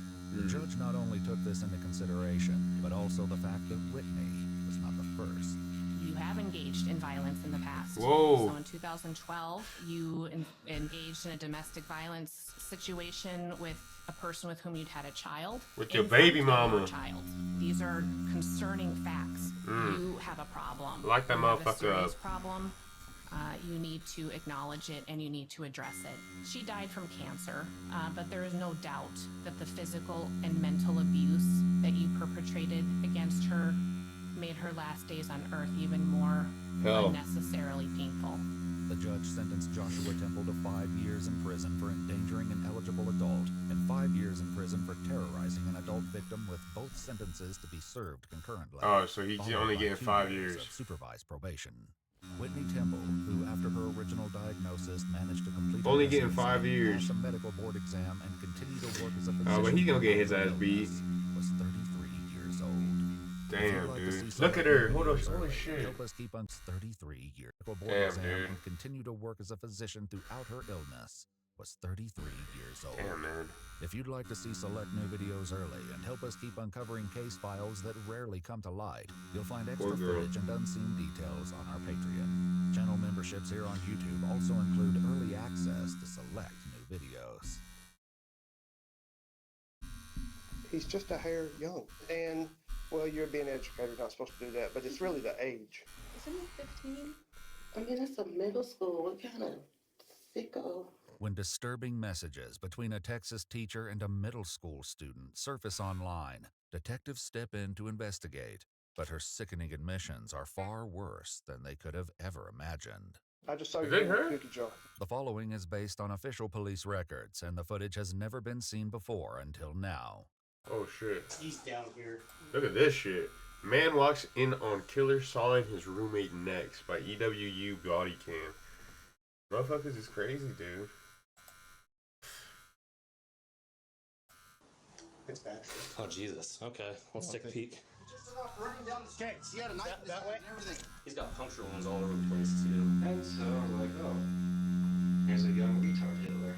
If someone is trying to start a new worldwide cult, I will eliminate that person. What the On hell? March 10th, 2020, officers of the Idaho Falls Police Department are called to a home after one of the residents witnesses a bone-chilling crime. As investigators plunge into a case brimming with appalling discoveries and a suspect You know what I on the need? run, they Need a encounter a blinky, bro. twisted tale of cultish accusations and mental disorders. However, nothing prepares them for the twisted motive they will uncover at the end of this heinous crime. On a chilly evening, 31-year-old Aaron makes an urgent 911 call when he encounters a horrifying scene. The following videos have never been seen or heard before.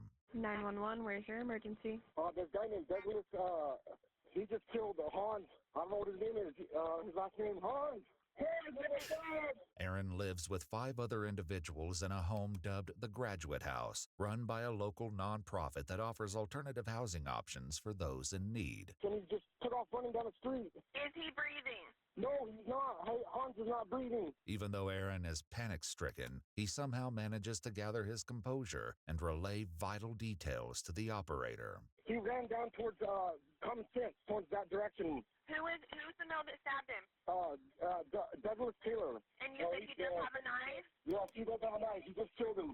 Is he on the ground? He's on the ground. Hans is on the ground. He just cut his neck with a knife, man. Is he lit? Okay, let's start CPR. You're gonna put your walker. I ain't going up there. You tripping. Blue. He's completely blue. Motherfucker just see. His neck is cut. What's knife? Over here. Over here. As officers arrive and move quickly to secure the scene, Let's start CPR while they find a motherfucker cutting someone's head off. inside on the kitchen floor. Bro, you tripping, bro. You get over here and do that shit.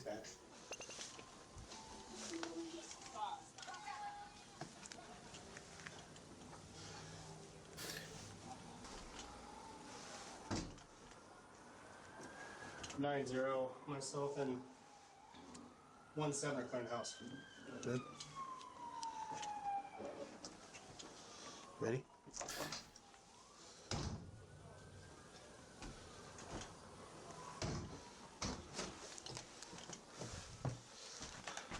Inside the house, officers Kelly and Picard find the lifeless body of 51-year-old Herman Hans Warland lying in a pool of blood.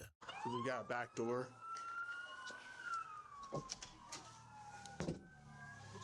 Running down the street. Okay, just hang out here. So it's common sense. He had a knife in his hand and everything. So who's the guy? Do you know the guy? Yeah, Ben. Talk to me. Here, just talk to me, man. Douglas Taylor just killed Hans. The dude, he cut his throat with a knife. I need you to stick with me, man. If we're gonna find this guy. Who is he? His name is Douglas Taylor. He has brown hair. It goes over his eyes, and he's wearing a brown jacket and a brown pants with brown boots. He ran off towards Common Sense with a knife. Okay. I woke up. I was asleep. I heard him fighting. He goes, "No, stop, please, please." And that's all I heard. And I came upstairs, and he was laying on the floor with blood all over him. Oh my gosh. Okay. Connor. Where's he at, Karen? He's right here, but hey, wait, come this way. Come this way, Connor. This way. This way. Hey, do you want me at the back or the front here? Just hold on. Hey, go grab the airway bag. Okay. Oh, Jesus. Okay, let's take a peek. Okay. Just try not to touch it. All their fire units incoming can slow down. Even though all hope appears to be lost for the victim, Hans, paramedics continue to check on him.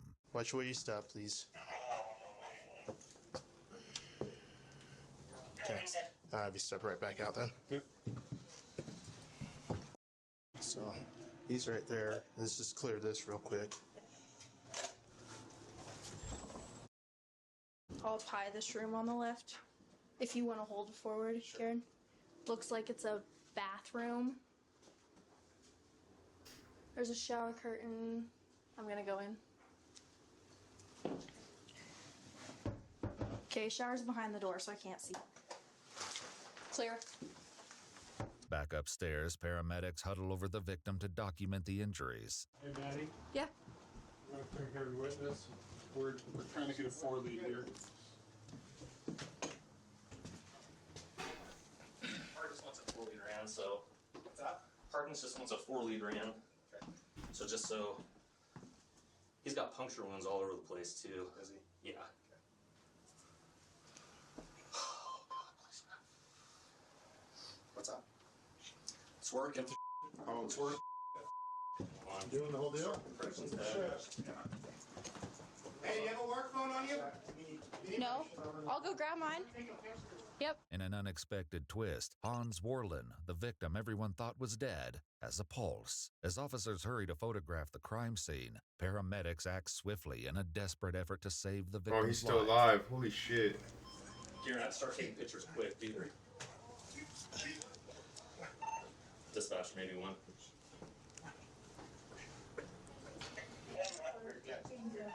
Call her, recognize we have a full trauma activation. We have an estimated 35-year-old male, cardiac arrest. He is in PEA.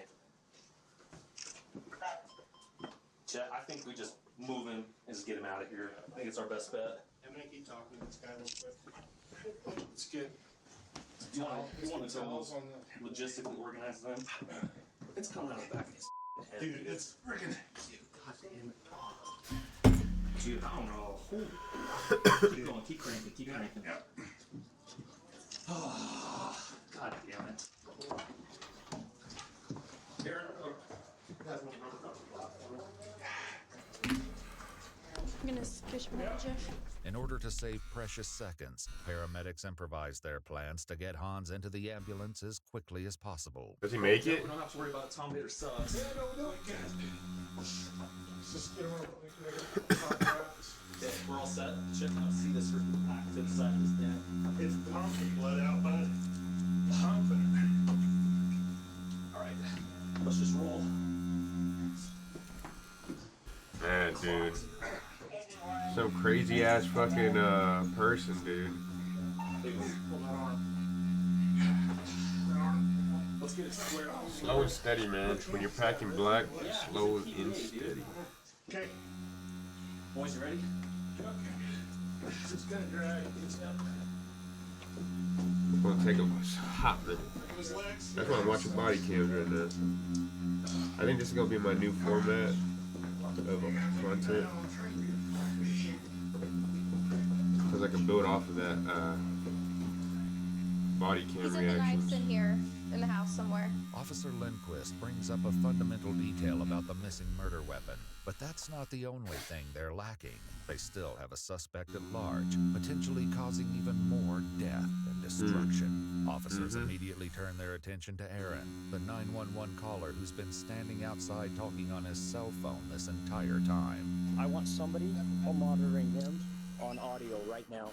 Okay, I think McCart's recording, But he left him, so this guy's making phone calls and talking and sharing information we need to get reported. Okay. That's true. Tape it. Hey, you got that? Tape it. Everything. Yeah. Before Aaron has a chance to talk to anyone else, Detective Albright records his statement. But the more Aaron reveals, the more uneasy the detectives become. The detective begins his questioning by asking about his roommate, Douglas Taylor, the man Aaron identified as the perpetrator on the call earlier. That was his roommate? Doug, what time did he leave this morning? Like 4:30 in the morning. 4:30 in the morning. Something like that, yeah. Dude, he was probably on like meth or something. No, I don't know where he went. Does he work or he don't? He doesn't work either. He just got set up a hospital too. Oh, really? From what I understand. How long has Doug been living here? Only a month. Only Oh, hell no. Detectives will later uncover the deranged reason that caused Douglas to mercilessly assault a roommate, but for now they continue speaking with Aaron. So Doug got released a month ago or so. Yeah. And then he shows up here. How was he when he first arrived? Kind of peculiar. Just doesn't want to talk to people. Doesn't want to interact. The manager of the group home arrives on the scene and provides officers with more valuable details about their missing suspect. So is this like a group home or what is it? Yes, we own 3 of them. We Oh, got wow. Ray's house, we got the lady's house, and this is our graduate house. Okay. Most of the guys here had come through. We actually allowed Douglas to come straight from Blackfoot South to come in here. He was supposed to be all right. He was attending counseling at our Oh my gosh. And I was by here 3 times yesterday, and I didn't see nothing different in the kid. I talked to him and all of a sudden, and Hunts never did anything to anybody. Right. I mean, that kid was just, that's as docile as he wanted to be, man. Damn, Blackfoot dude. South is a state hospital specializing in mental health located approximately 30 miles Yep, south of mental Idaho health Falls. motherfuckers. While the reasons for Douglas's treatment Poor remain kid, dude. unknown, it gave an insight into his possible mental health concerns. Had he been normal kind of before that, for like the first 2 weeks he was here? No, not really. Kind of like strange, off to himself, talks to himself. So he's been talking Oh, to hell himself no. ever since he got here? Yeah, ever since he got here. But he started laughing to himself recently. Oh, just in the last 3 days? like Yeah, you just said. in the last 3 days, yeah.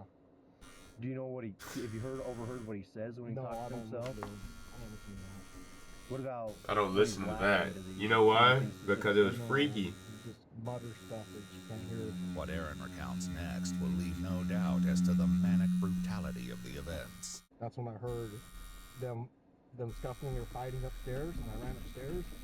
And when I ran upstairs, that's when I seen Douglas Taylor with a knife sawing on Hans's neck. The distance between the top of the basement stairs to the site of the stabbing is less than 20 feet. The fact that Aaron witnessed the ruthless attack from such close proximity suggests that he was lucky to escape with his life. Oh, he looked at you? Yeah, he looked at me. Did he say anything? No, he didn't say anything. Was he still holding the knife? Yeah. Well, did he make any motions towards you No, or he didn't anything? make any motions or anything. I would have bought it back, man, if I would have known. So Hans was on all fours, on his knees, and with his hands on the And he said, ground. no, stop, please. I heard him say, Damn, "Stop." dude. The crime scene photographs That is the officers raced crazy. to document earlier offer frightening proof of Aaron's detailed account. Well, what kind of a knife it was? It looked like a kitchen knife. Like a But kitchen I'm knife? not sure, but they found that there's a red knife laying on the floor in there in the living room that might be the knife. I'm not sure. But it looked like a kitchen knife that it had with a brown handle on it. Do you remember if it had a serrated edge? Or Yes, it had a sawed edge, serrated. Oh, hell no. Oh, He that was was sawing his crazy. motherfucking head He was off for sawing real. his head. Yes. Not his neck. Wow. The description of the weapon should That's help officers crazy. locate it quickly if the suspect did in fact leave it at the scene. But Aaron is about to share a curious detail regarding the relationship between the victim Hans and his attacker Douglas. Did it seem like previous to this, he had gotten along with Hans, or? Yeah, they would sit in the kitchen for hours and then in sometimes. Oh, really? Yeah. So is it fair to say that Doug and Hans got along better than maybe Doug and other people? No. No. No one really got along with him. No one really talked to him. Nobody really, and that's why I was asking, because No. earlier he had said that he wasn't very sociable. No, he wasn't very sociable. Hans is a friendly, nice guy. Uh-huh. Yeah. But Douglas is not. As Aaron's interview comes to an end, officers are still left wondering about the motive behind the assault and the location of the missing perpetrator.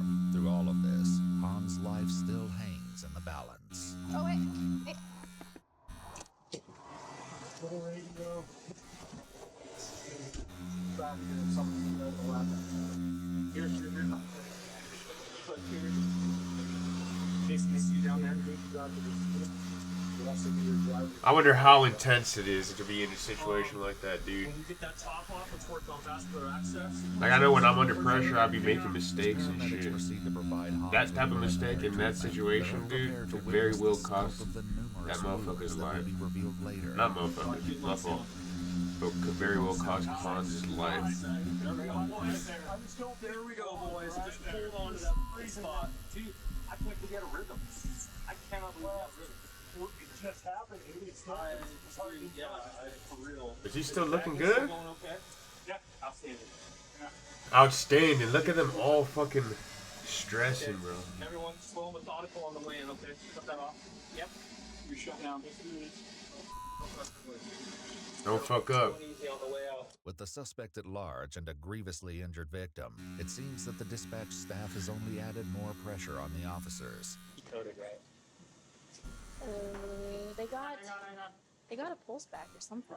If he goes, collect all of his clothing. Okay. Were you listening to the radio? It came out as like suicide. Dude, she wouldn't spit it out. I know. So she I was sitting there getting pissed off, like I was cursing. Well, she dispatched 3, so already I'm like, oh, this is gonna be good, right? Yeah. And then it just her dispatching like, oh, it's terrible. Lift up, lift up. They hate him. They hate the receptionist, dude. They hate the dispatchers. That was behind the scenes of the workplace. Okay, you guys want to get them turned over? I bet they all talk shit about the dispatchers. I definitely would. Okay. It's a dough. Like, what the fuck did this bitch say? Did you hear that bitch? That's the type of shit that like they'll eat breakfast at. They'll go eat breakfast, and they'll be like, "Man, did you hear this bitch on Tuesday? What the fuck was she talking about, bro? This is serious. Life and death matter." I can get one. Yeah, why don't we do that so I can start marking stuff? Amid the hectic scene in the trauma room, doctors need critical information, but Officer Lindquist is about to have another breakdown in communication with the dispatch operator. When did this come in? Dispatch, can I get the time of the call for the stabbing? They'll tell me to say 2-2. Can I get time of call for the hospital? You mean the time that you were on scene there, or the time that we notified? Oh yeah, they hate that The bitch. time the call came out. Are you on main? Yes. Charlie, I don't know how hard it is for anybody to look at the time the call came out and tell me that.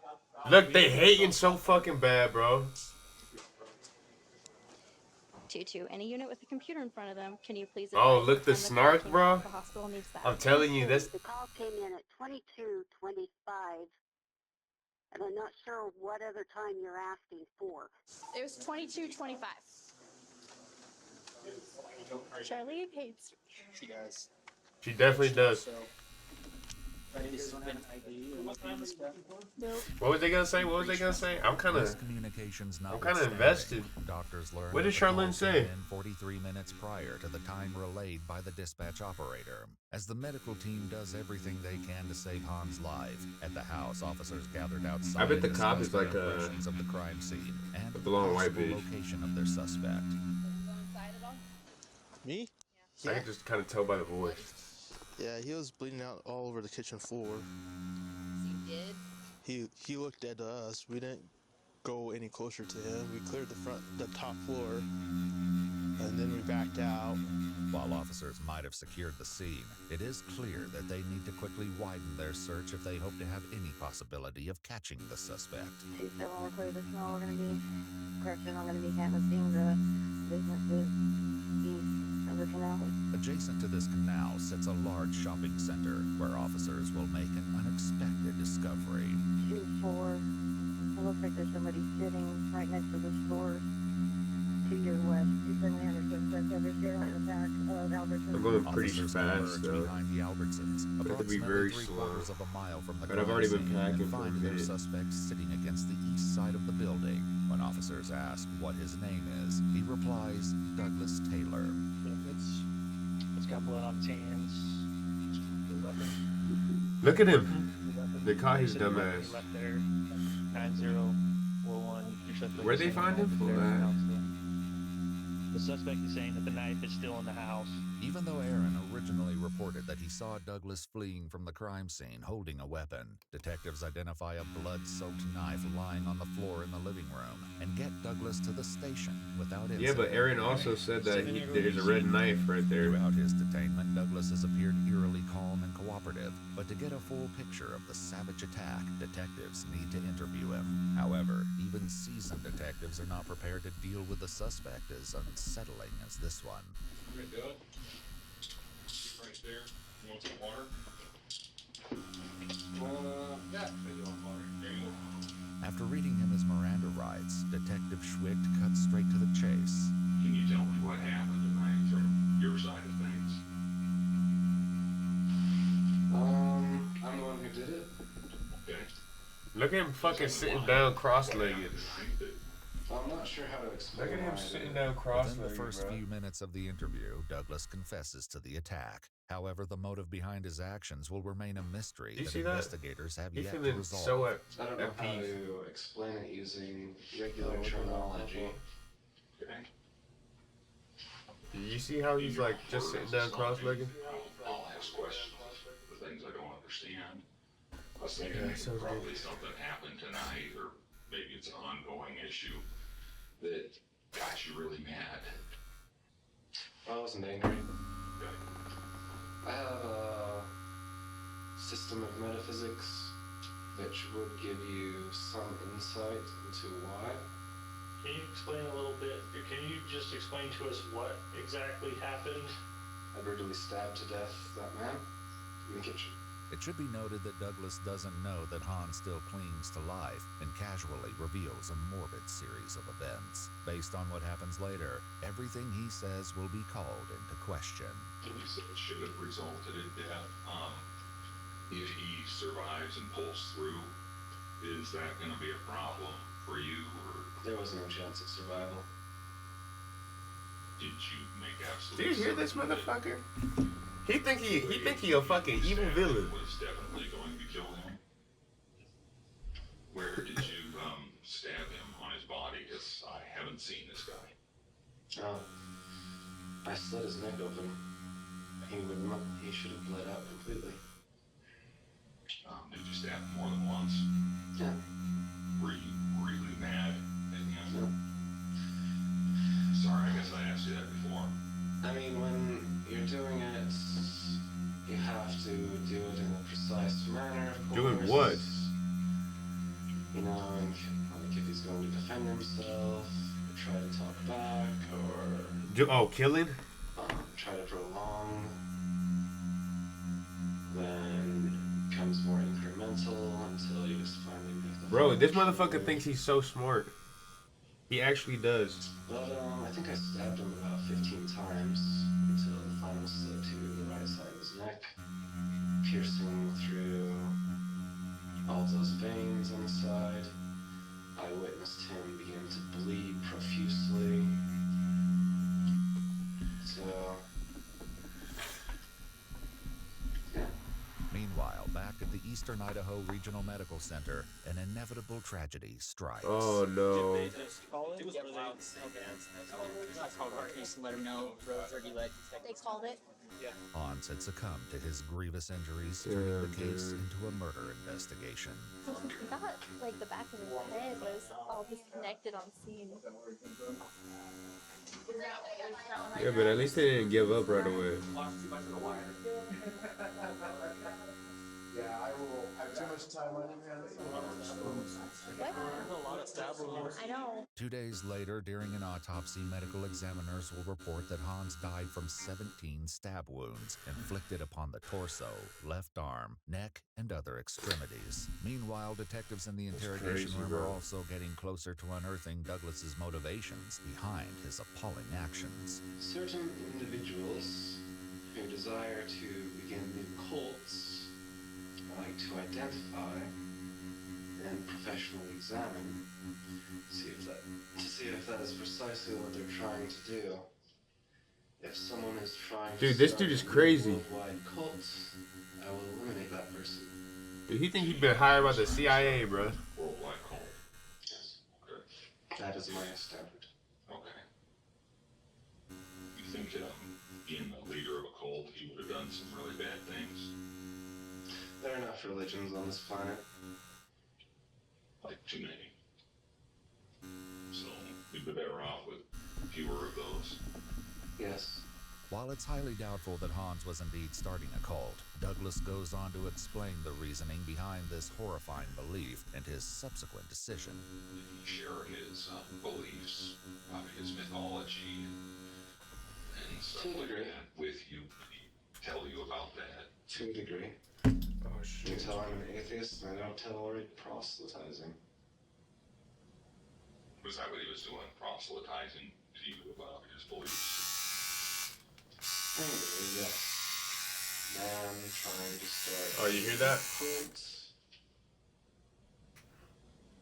Not the right idea. Tries to reduce all of the world religions to some German mythology.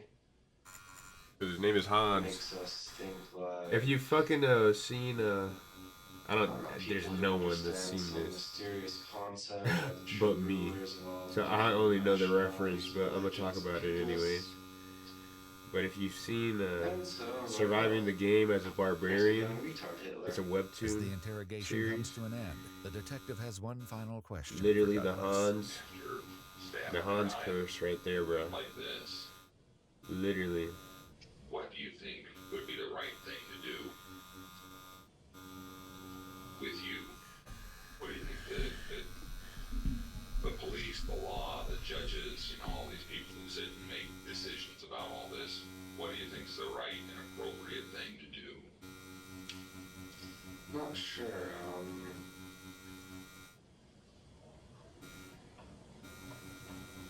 Jail than prison?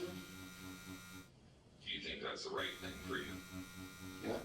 But if the detectives thought that this would be the last they'd hear of the man, they were in for a shocker. On October 12, 2021, over a year and a half after the incident, Detective Schwick received a handwritten letter from Douglas while he awaited trial. In the letter, Douglas claimed that he didn't kill Hans and alleged that his old roommate Aaron is the one who killed Hans. Douglas reports that he heard a sound, entered the house, and saw Hans on the floor in his blood. He then went back outside where he alleged that Aaron threatened him and gave him a jacket with some blood on it. After being supposedly traumatized by the events, Douglas claimed to have agreed to take the blame and made a false confession later. When Detective Schwick interviewed Aaron, he found him to be completely innocent, with no involvement in the crime whatsoever.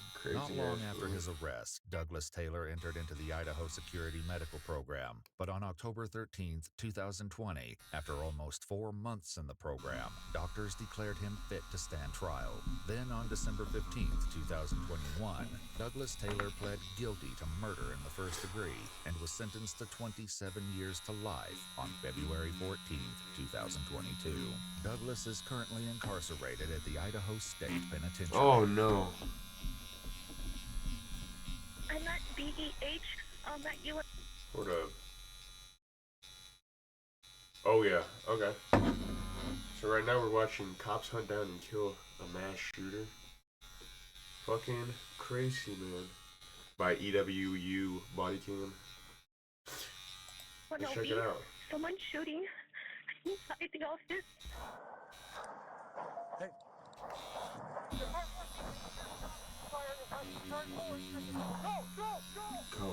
Go. Shit's getting crazy. Holy shit, dude. Metro, please! Damn. Active shooter, love you. Holy shit, did you hear that?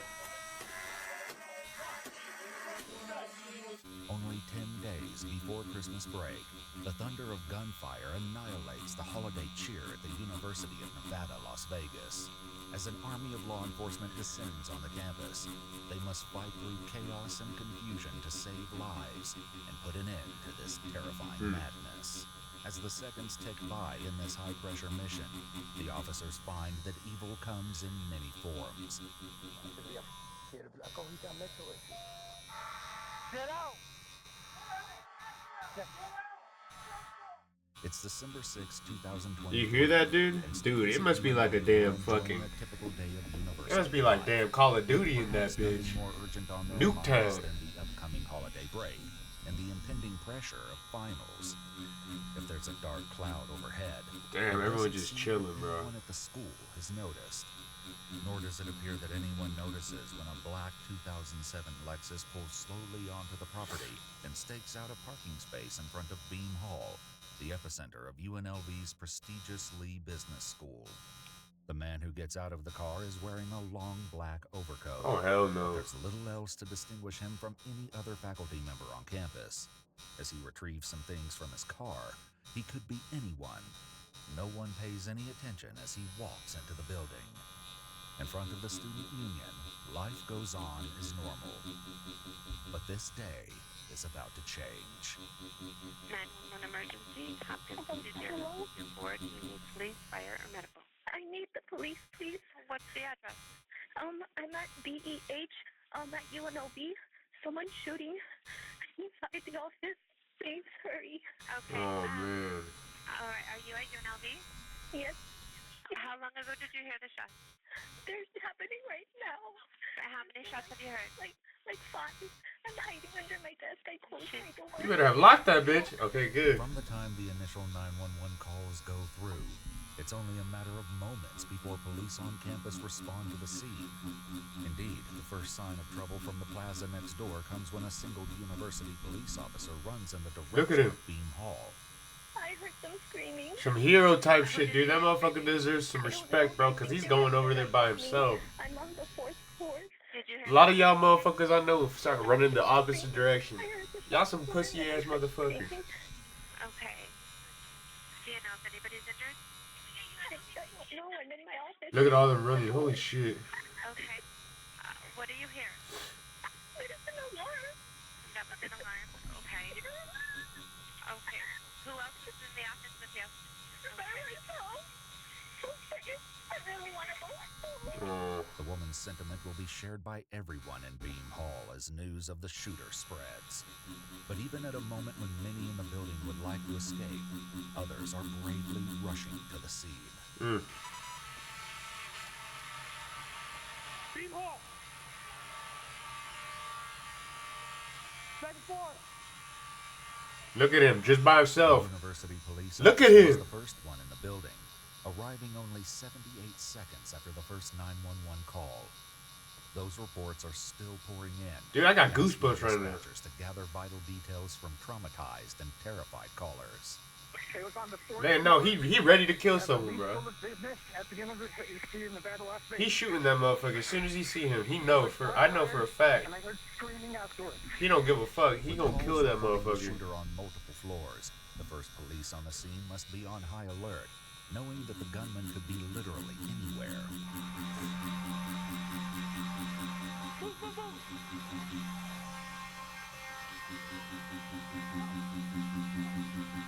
Get out of my way!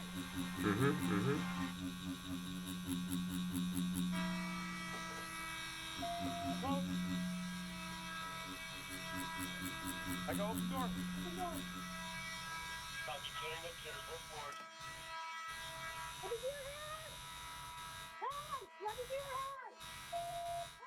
Oh wow, look. The building is filled with students and faculty members, which will only make it that much harder to identify the shooter at a glance.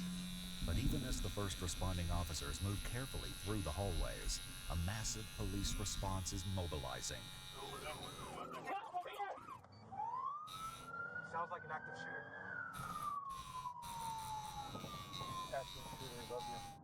Damn, just like that. Cold as fuck. Cold as fuck. He just sent a fucking a damn voice message. Officers from both the University Police Department and the Las Vegas Metropolitan Police Department are rushing to the campus, knowing that mere seconds could make the difference between life and death for so many innocent people. As the first cop car rolls out of Beam Hall, panicked students continue to pour out of the building. Moments later, even more police descend onto the intense scene. If the shooter is still in the building, he will soon be massively outgunned. Nobody's transmitting.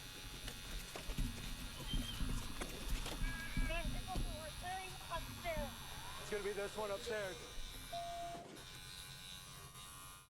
Sit upstairs.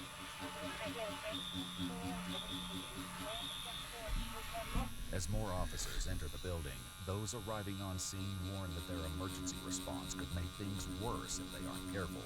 We do have a lot of students running everywhere just so you can arrive and watch your speed. But it's clear that time is of the essence, not only in terms of stopping the violence, but also when it comes to rescuing victims. 2 police officers are approached by a man with a gunshot wound to the chest. Oh my gosh. Amazingly, he's on his feet, but the need for emergency medical care is unmistakable. The scene is not secured by EMTs, however, so the police do what they have to do to get the victim to an ambulance as quickly as possible. Where's the victim? You can't drive like that with that open. Just take him out. Shut your bitch ass up. But the injured man is only one of thousands of people on campus. Shut your bitch ass up, man. Police know that finding and neutralizing the shooter is their top priority. Yo, what's up with this dude, bro? I think you could definitely break a little bit of rules given the circumstances. Dude, blast that motherfucker, bro. Show that badge number. That motherfucker's hiding out there because he doesn't want to go inside. Oh, I know for a fact he is, bro. I know for a fact he just don't want to go inside. That shit pissed me off, man. That shit is crazy.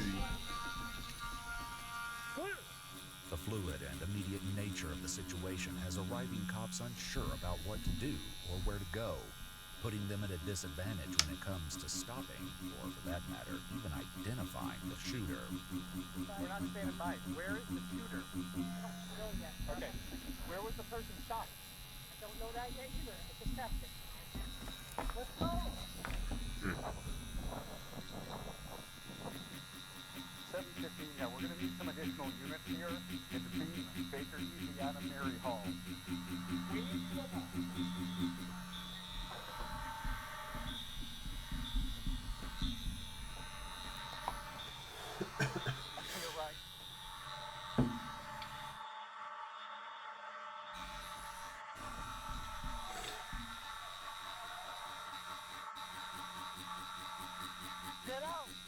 I want to know who finds him. Third floor.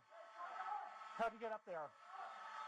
There will be time later to process the events of this chaotic day and any mistakes that might be made in the heat of the moment. For now, police must do the best they can with the limited information they have, and frightened parents must do the same. 911 emergency, Newhouser, 148. Yes, hi. I'm calling because I received a text from my daughter from UNLV. Okay. Are you aware of what's going on? Yeah, we are aware. Okay. Is there any information you can give me? I cannot give you any information at this time. Sorry, lady. We are just okay. We do have. All I can say is pray. That's all I'll say. Just pray, man. Okay. That's all you can do. Well, let me ask her.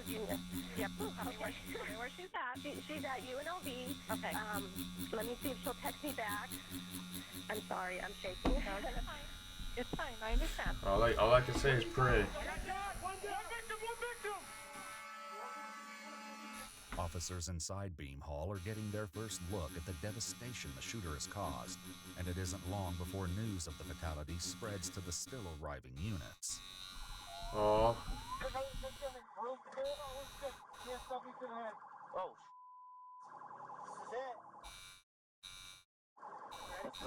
They're hyped up, bro. They're hyped up, man.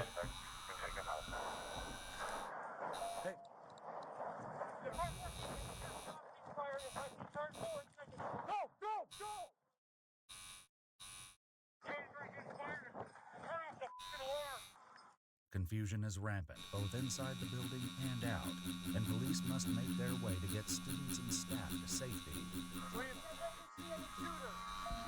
Come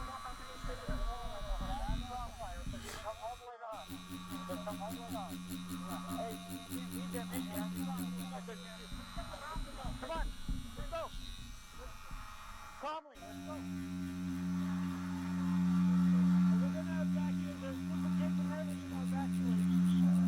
Unfortunately, the officers know they cannot go fully into rescue mode because their deadly adversary could emerge from around any corner at any time.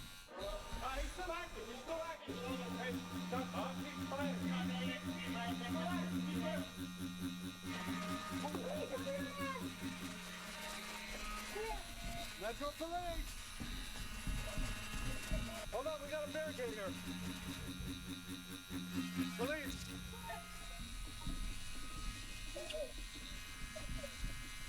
Alright, stay here. Did you hear a gunshot? Did you see who the shooter was? Stay here. Stay here. Lock the door. Lock the door, okay? But many of the Dude, imagine getting left like that. which isn't always a good thing. Police discover a blood trail leading into just such a room.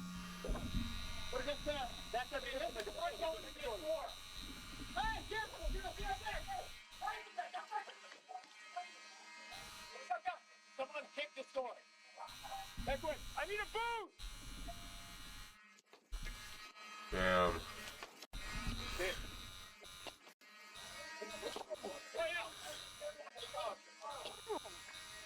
Metro Police! Metro Police, get in there! Even with a veritable army of police officers using their might, the door proves too sturdy. One cop goes in search of some assistance, only to demonstrate how thick the tension is here in the opening minutes of this horrific event. Hey, watch where you're going! Give me a minute! Come here! I need breaching tools! Hold on a second. What do you want me to do? I'm getting breaching tools. We need you with keys here, or give me your I don't keys. have keys. Who has keys? The 3-star over there, right over there. She's got keys. With so much about this appalling scene outside their control, one officer decides to at least do something about the maddening soundtrack.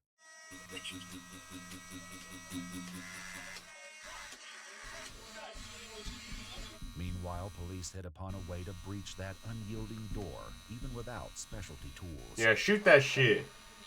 Can we break through the wall? Yeah. Hey, see if you can kick the wall next to the doorknob. Go 6 inches off the edge of the door and kick through the wall.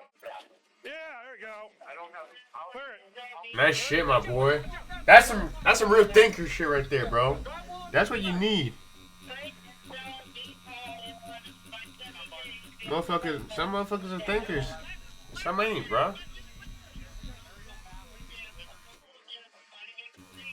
I, for one, happen to be a thinker. I ain't gonna lie to you.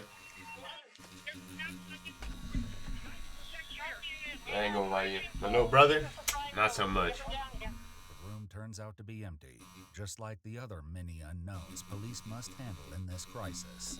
Indeed, even the unlocked rooms in Beam Hall are a nightmare of shadows, confusion, and hidden figures. Police, anybody in here?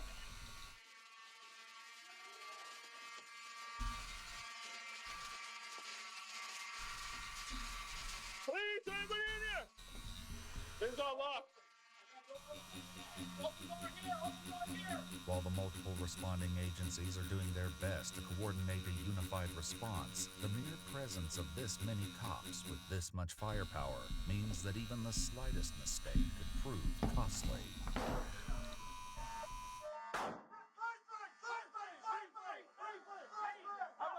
Warning.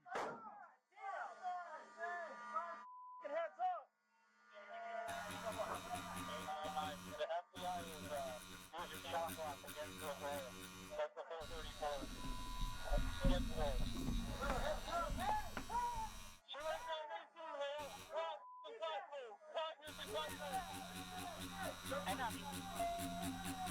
Dude.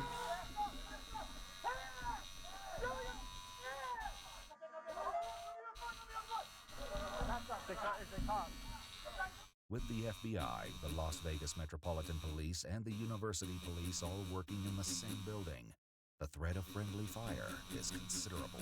Blue, blue, blue! Okay, hold on, stay up, watch the bell. Look face up so you can see your top, please. Oh, serious.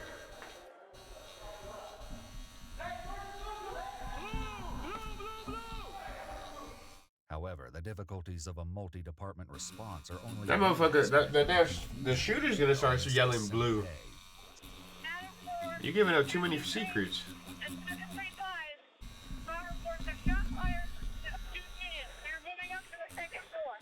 Student Union now.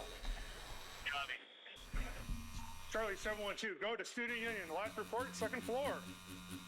Police respond to the building right next to Beam Hall, the Student Union, a new environment that will test their nerves as they investigate these shocking reports. Are you right?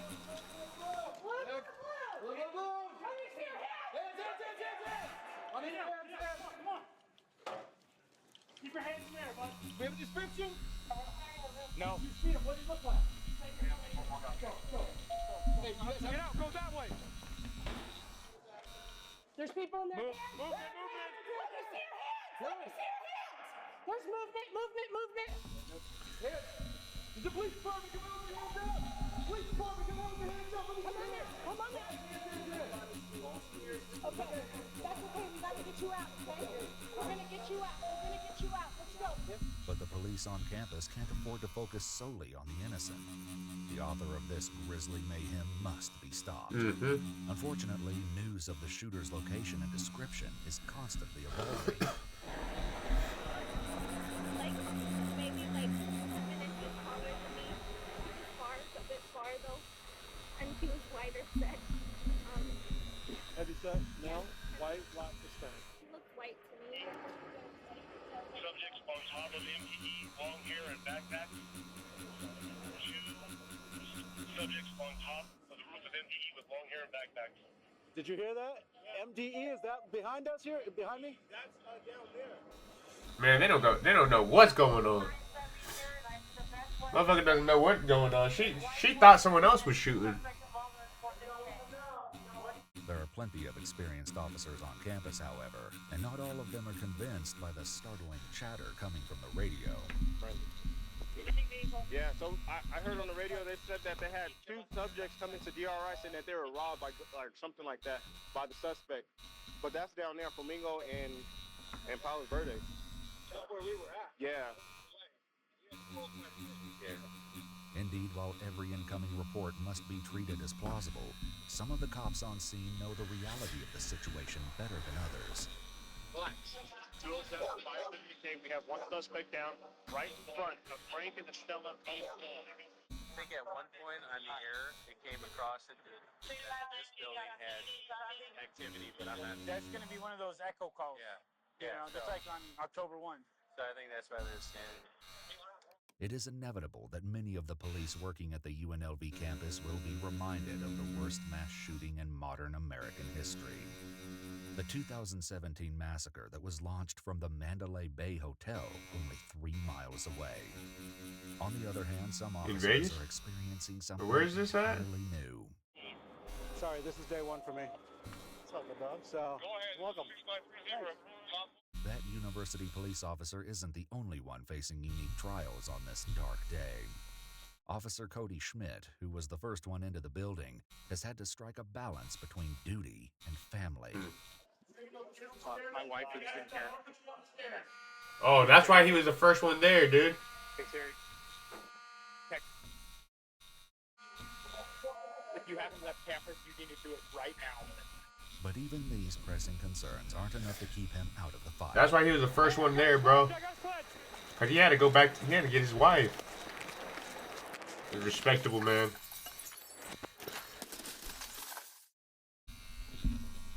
I was the first one in there when the shots were going out. I just need to find out what my wife was. I was eating lunch with her. I'm cut. Officer Schmidt isn't the only one to get injured that day. Hey, I'm getting. You got it? Don't shoot me. You're good.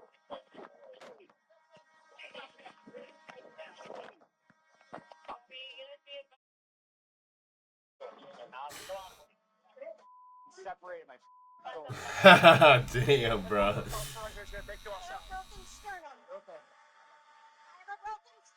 Slow down. I'm so sorry. Okay. As the officers reconvene, they know there have been victims, and some are beyond help. How many was it? Did we see 4? 4 people down, yeah. But two of them were definitely fatal. They're just snow. No way. As some of the officers finally manage to turn off the alarm, there's still much work to be done.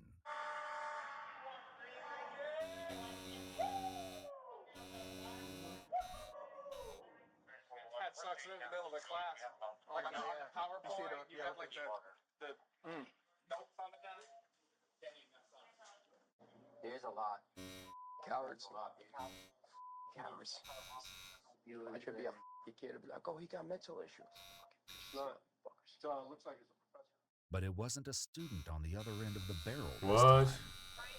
Anthony Toledo's our suspect. 5 pounds, an overcoat.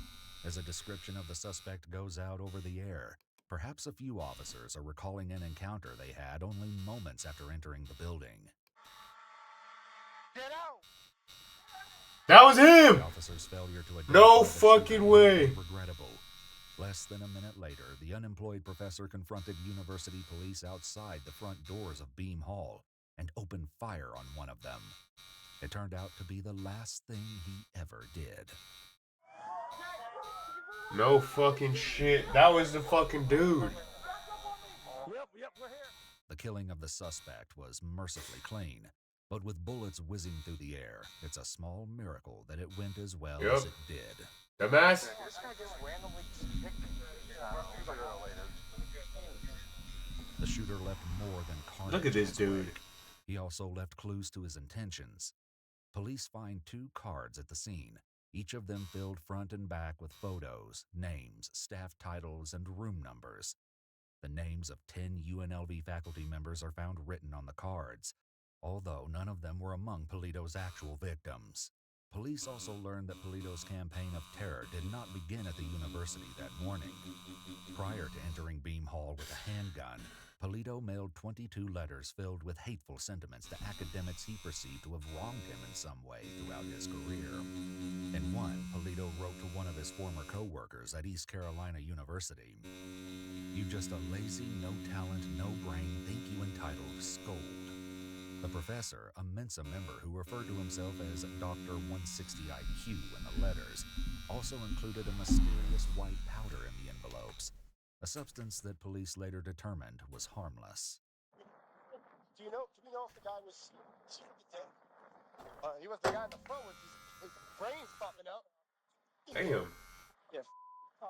The destruction caused by law enforcement may be extensive, but it's trivial compared to the damage done by the killer. Anthony Polito's attack claimed the lives of 3 people.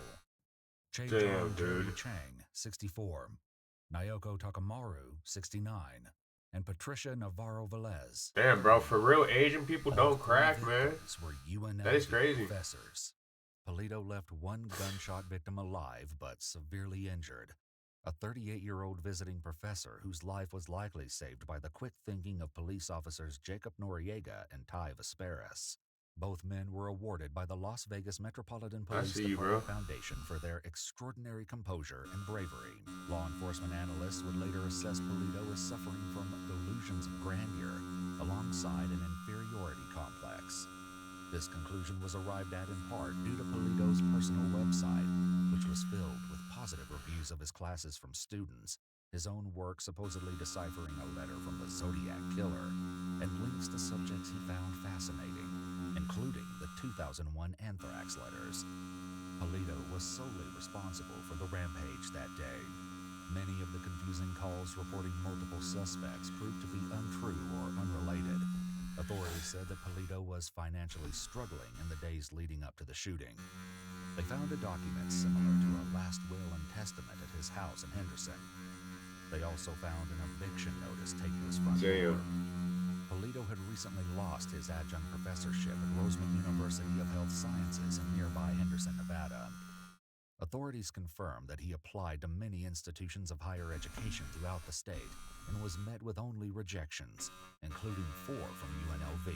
Oh, you know what? As tragic as Polito's actions were on December 6th, he may have had even more terrifying ambitions. The intense law enforcement response may have saved more lives than we will ever know. I feel it, dude. He's kind of crazy, and I don't know if he's. Damn. That was a crazy ass video, actually. I'm gonna go give me a drink. That gray needs to be a little bit more darker, but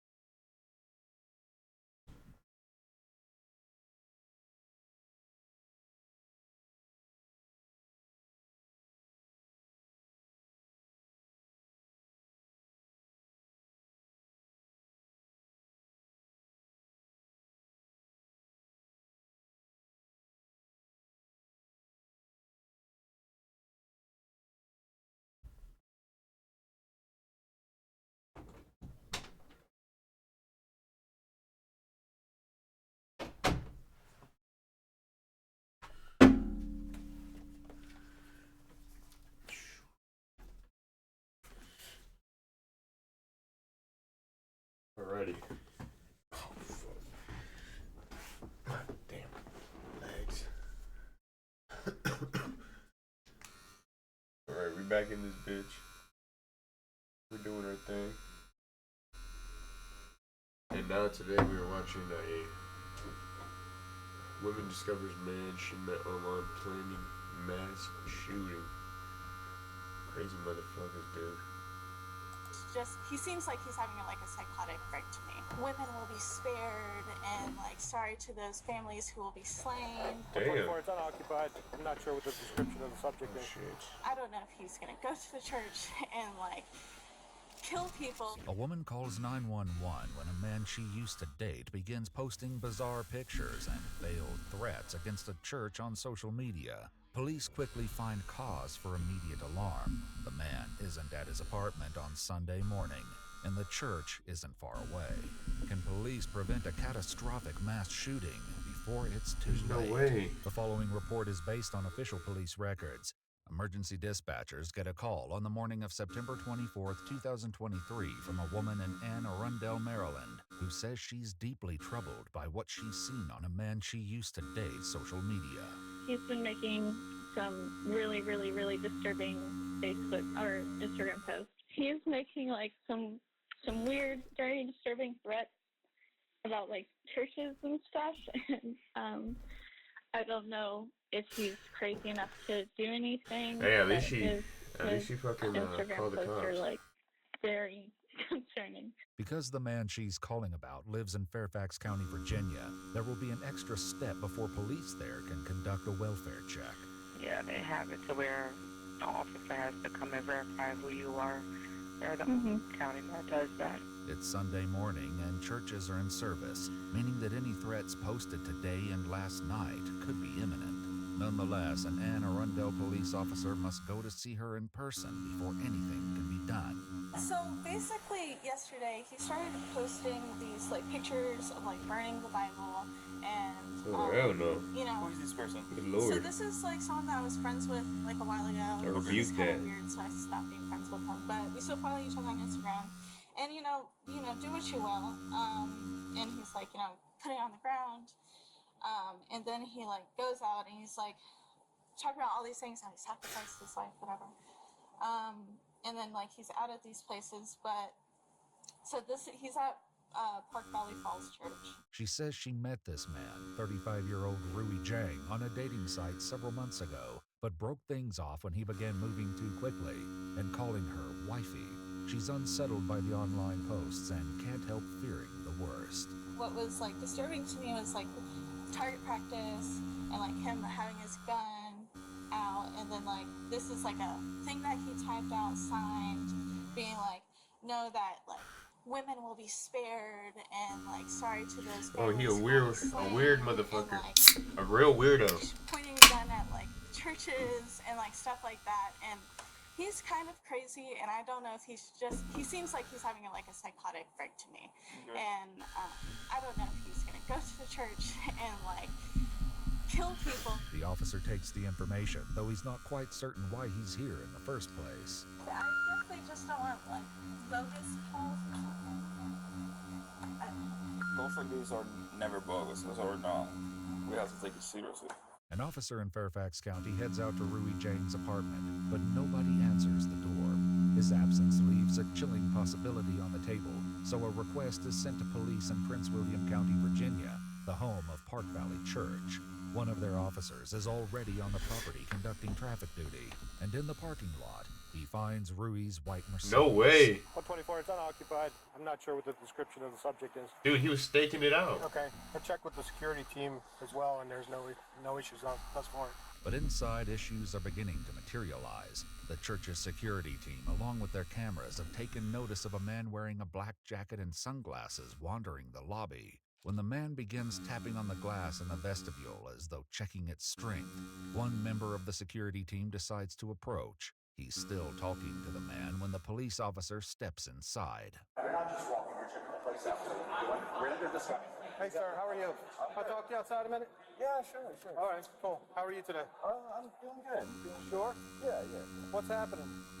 Let's go over here if you don't mind. Well, he wants me to leave, so I showed him my ID. Okay. He took a picture, and I am actually leaving now. Okay. So Can I talk to you over no here? complaints. Can I talk to you over here? Yeah. All right. What's going on? Are you armed today? I am. Are you armed today? I am a legal carrier. Come on over here. Okay. Yep. Okay. You fucked up, bro. Are you armed though today? Are you carrying with you right now? I always carry. Okay, you're carrying? Yes. Okay. So if you want, I can leave the premises. I don't have to, come back or. Okay. Well, you have a concealed carry permit? Yes, I do. I can show you. I'm gonna reach into my wallet. Okay. Where's your weapon? It's on my right side. Can I put this on the ground?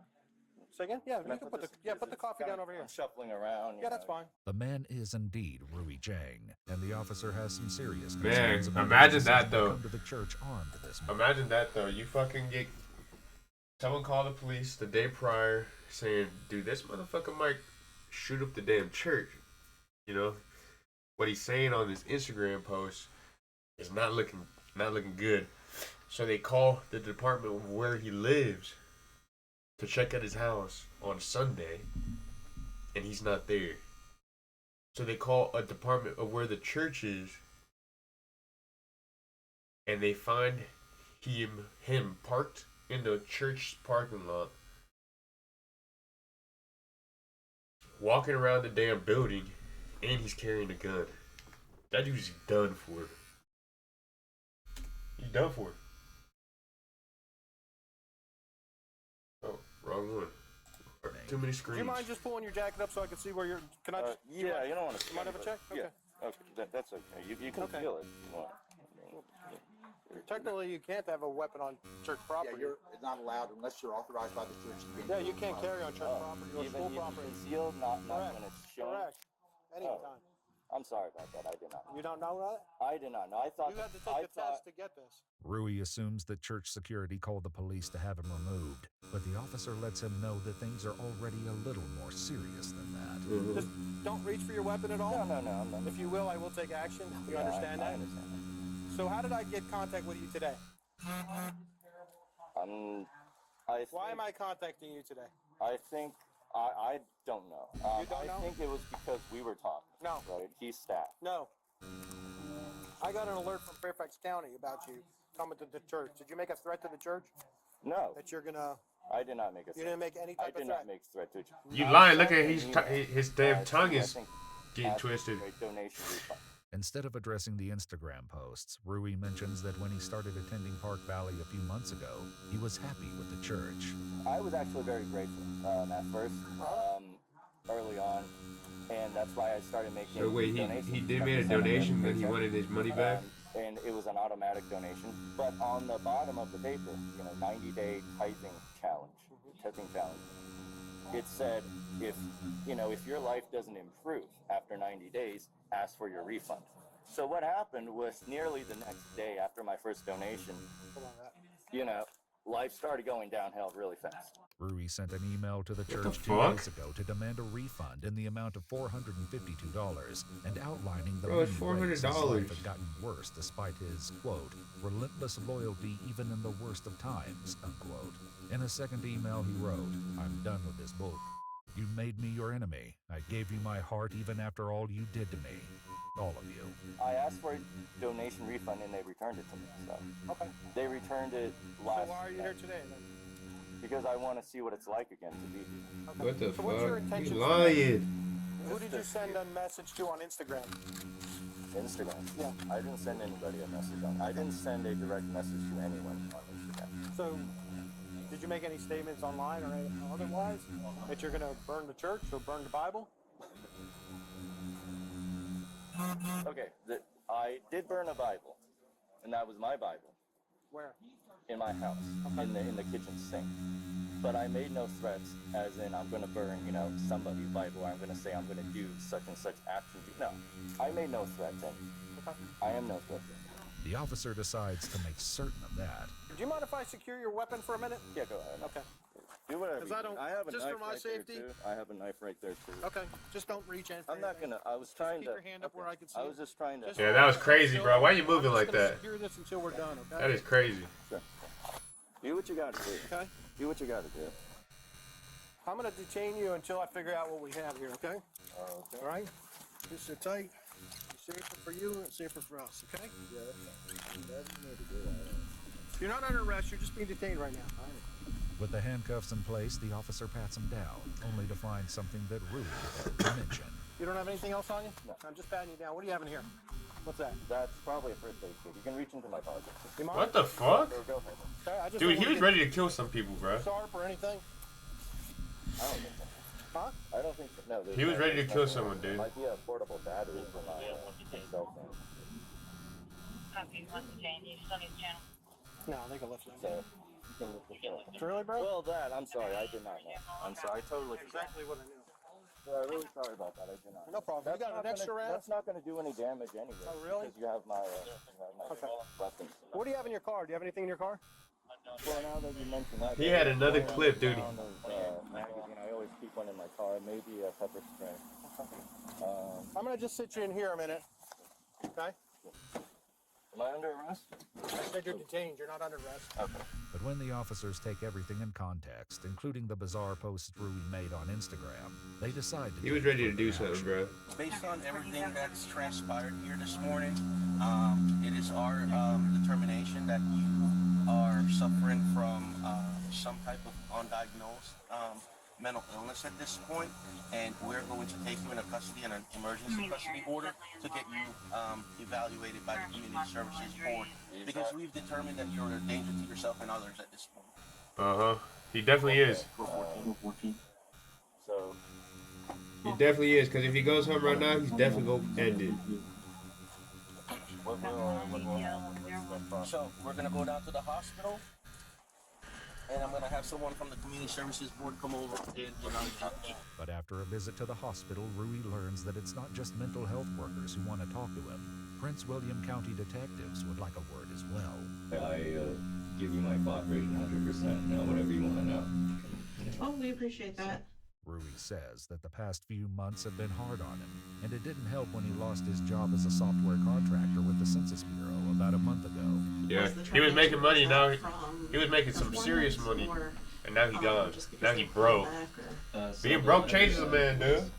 Being broke changes a man. I was not expecting it, but the letter was. Most definitely. I have not talked to him since. I was going to having no motion, and I got myself a antidepressant prescription in the weeks leading up to that. Rui says he was taking fluoxetine for his depression, but stopped a few weeks ago. And what kind of brought you to the church this morning? I wanted to come see what was going on. I kind of wanted to mend relations. I wanted to see what God had in store for me. It was kind of a spiritual thing. As soon as I made the donation, the weeks after, which isn't a long time, I would say things started falling apart, which have no relevance to the church. Rui says that in a very short time frame, his relationship with women took a turn for the worse. He battled a nasty tooth infection and he lost his job. While Rui says he didn't blame the church, one of his Instagram posts reads, "Welcome to Park Valley Church, attended by many top-secret Gov clearance holders in the area. From this day forward, you will know that this is how you all repaid me. Blood will be on your hands." My posts were kind of satire, and they say one of the motivations to my posts, I thought I was speaking out loud to God.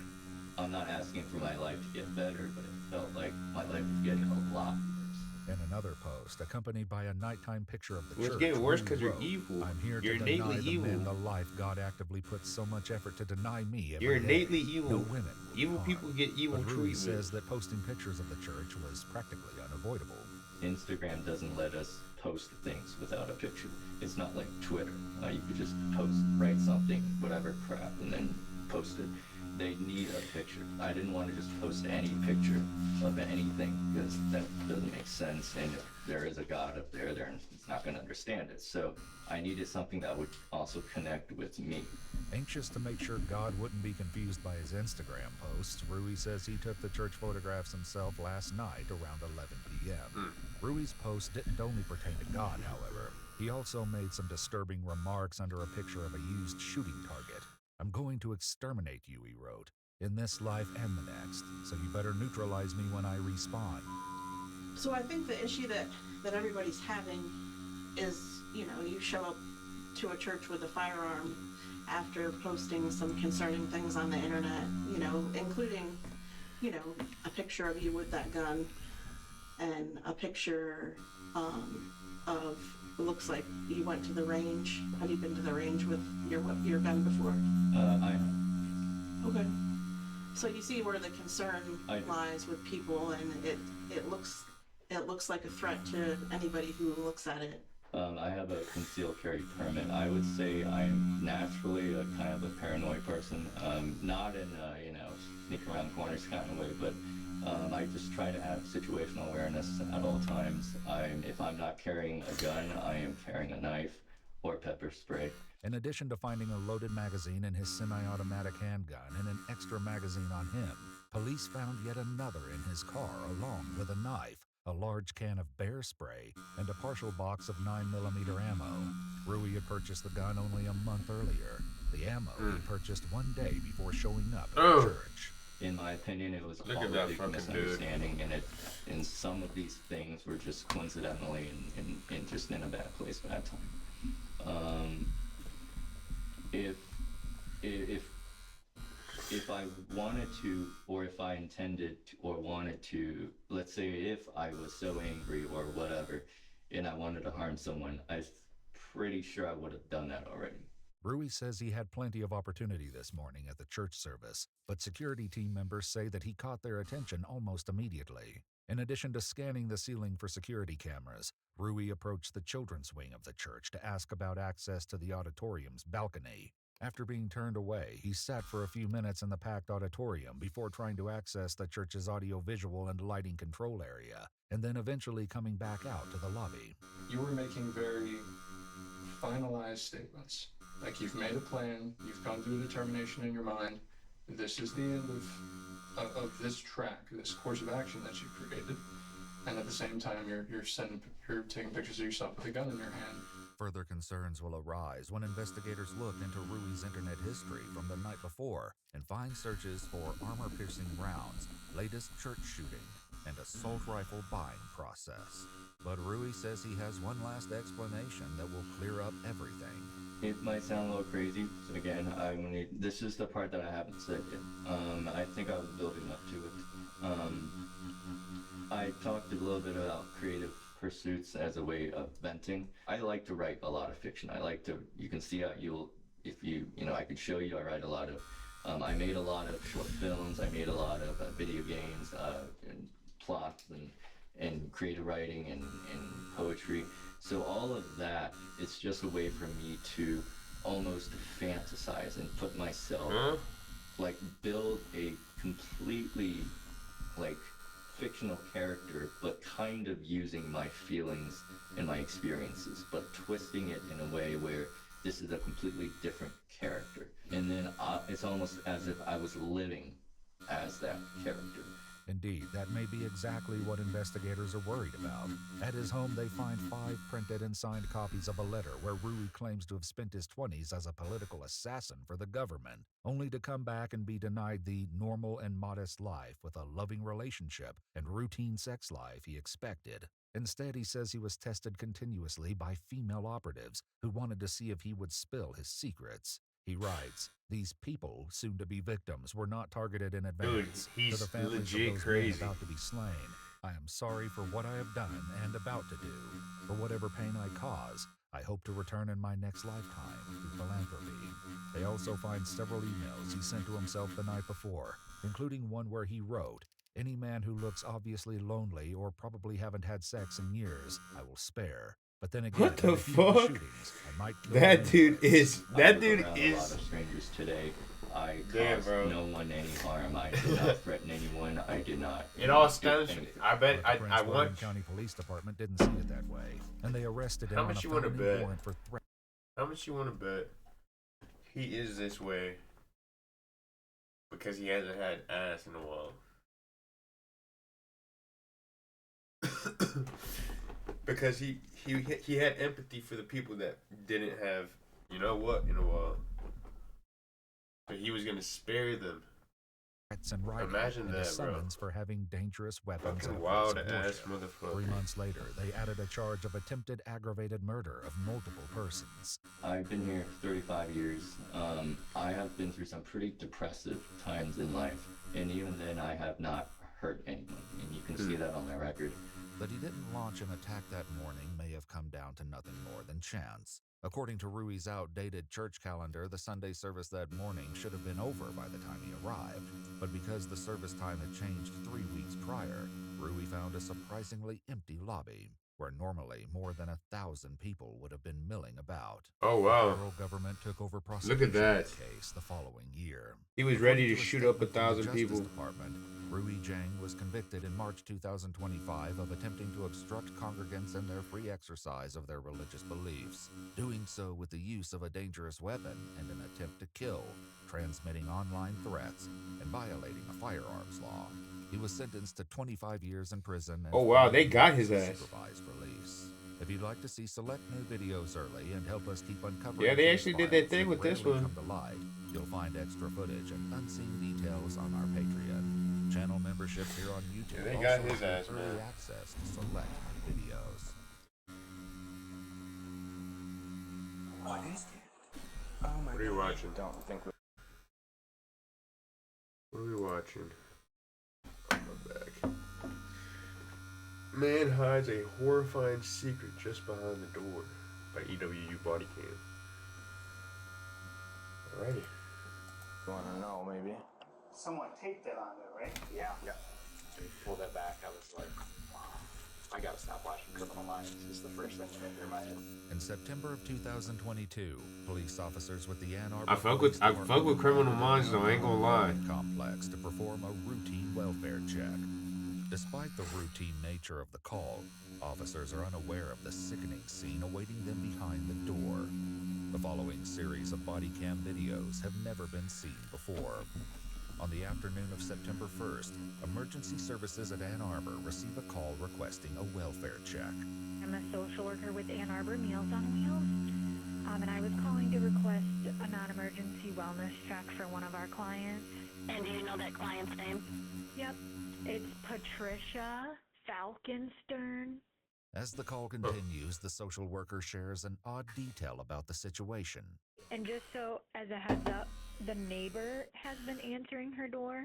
They are sometimes friendly with each other and other times not friendly with each other. And he's saying that she's there and sleeping, but we haven't been able to actually get in and verify that she's okay. Employees and social work officials at Meals Wow. on Wheels inform authorities about interacting with Patty regularly, and that her continuous absence is out of character. Okay, well, I have an officer go out there.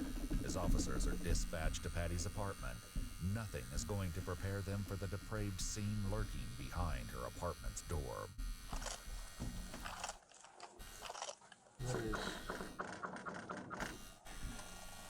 Hey, Patty, you in there?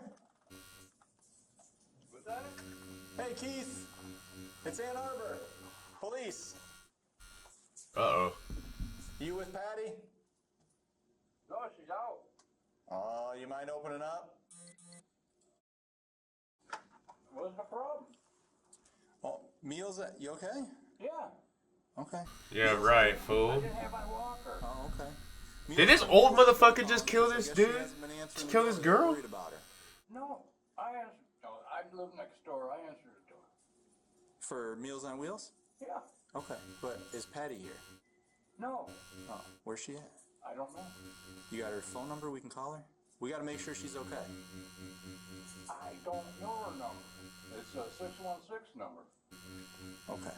You mind if we take a look in there and make sure she's alright? She's not here. Okay, where'd she go? I don't know. Well, you told me she went to the store earlier. Now you're telling me you don't know. You're not in any trouble. Nobody's in any trouble. We just gotta make sure she's okay. I'm sure she's okay. Okay. How long She's going to the co-op. How long's she been gone? I haven't a clue. I don't know. Fucking old Keith, you're motherfuckers, not giving dude. me the warm and fuzzies, man. I just need to make sure Patty's okay. You're not giving me the warm and fuzzies. Just as What are the you social talking worker about? mentioned on the emergency call, Patty's friend and neighbor Keith Kwasinski has answered her door, and strangely is now resisting letting the officers inside. Okay. I just want to check and make sure, because if I don't check, How much you want to somebody's bet this gonna call freak? and say I This is a didn't do my real job freak. right, and I don't want to get in A trouble freak for that. motherfucker. It'll take us. A real freak 5 seconds to scumbag. take a couple steps, look around, make sure she's not here, and then we'll go check the co-op for her. But I just want to make sure she's not in here. Okay. Then give me 10 seconds to check, and I'll be on my way. That's all I'm asking. We've met before. You and I have had many conversations. Keith and Patty are no strangers to Officer Favor, who has run welfare checks on both of them on multiple occasions in the past. Something that he will be sure to inform his team of shortly. I'm not trying to ham nobody up. I have to work and I'm getting rid of the trash. don't worry about, I'm not judging any of that. All I got to do to make sure I'm doing my job right is verify she's not in here so that we can let Meals on Wheels know, because they're gonna keep calling. I didn't have my walker with. Oh, I got you. Do you mind if we just come check? That's all I'm asking. We'll be 10 seconds. I'm not worried about the trash, Keith. I promise. The trash he's talking about is how much you want to bet it's that lady. You can, just let me in. You can get in your walker. All right. Did Patty take her walker with her? Dude. No, she decided to go independent today.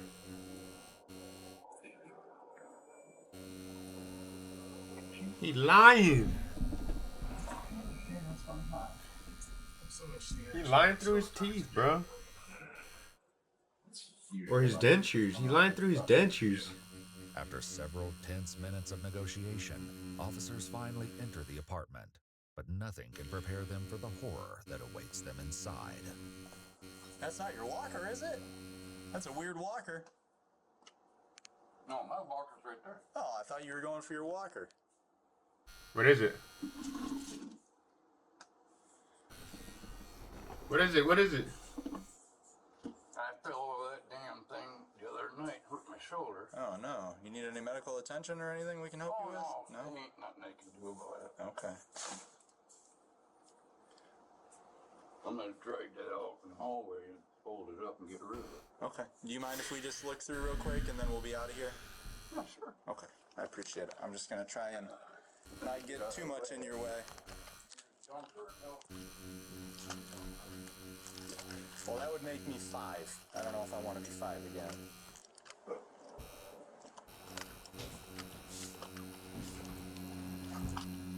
Oh boy, take him into custody, Rourke. What? Let me see. Let me see. I didn't see that. Boom. Damn. Damn.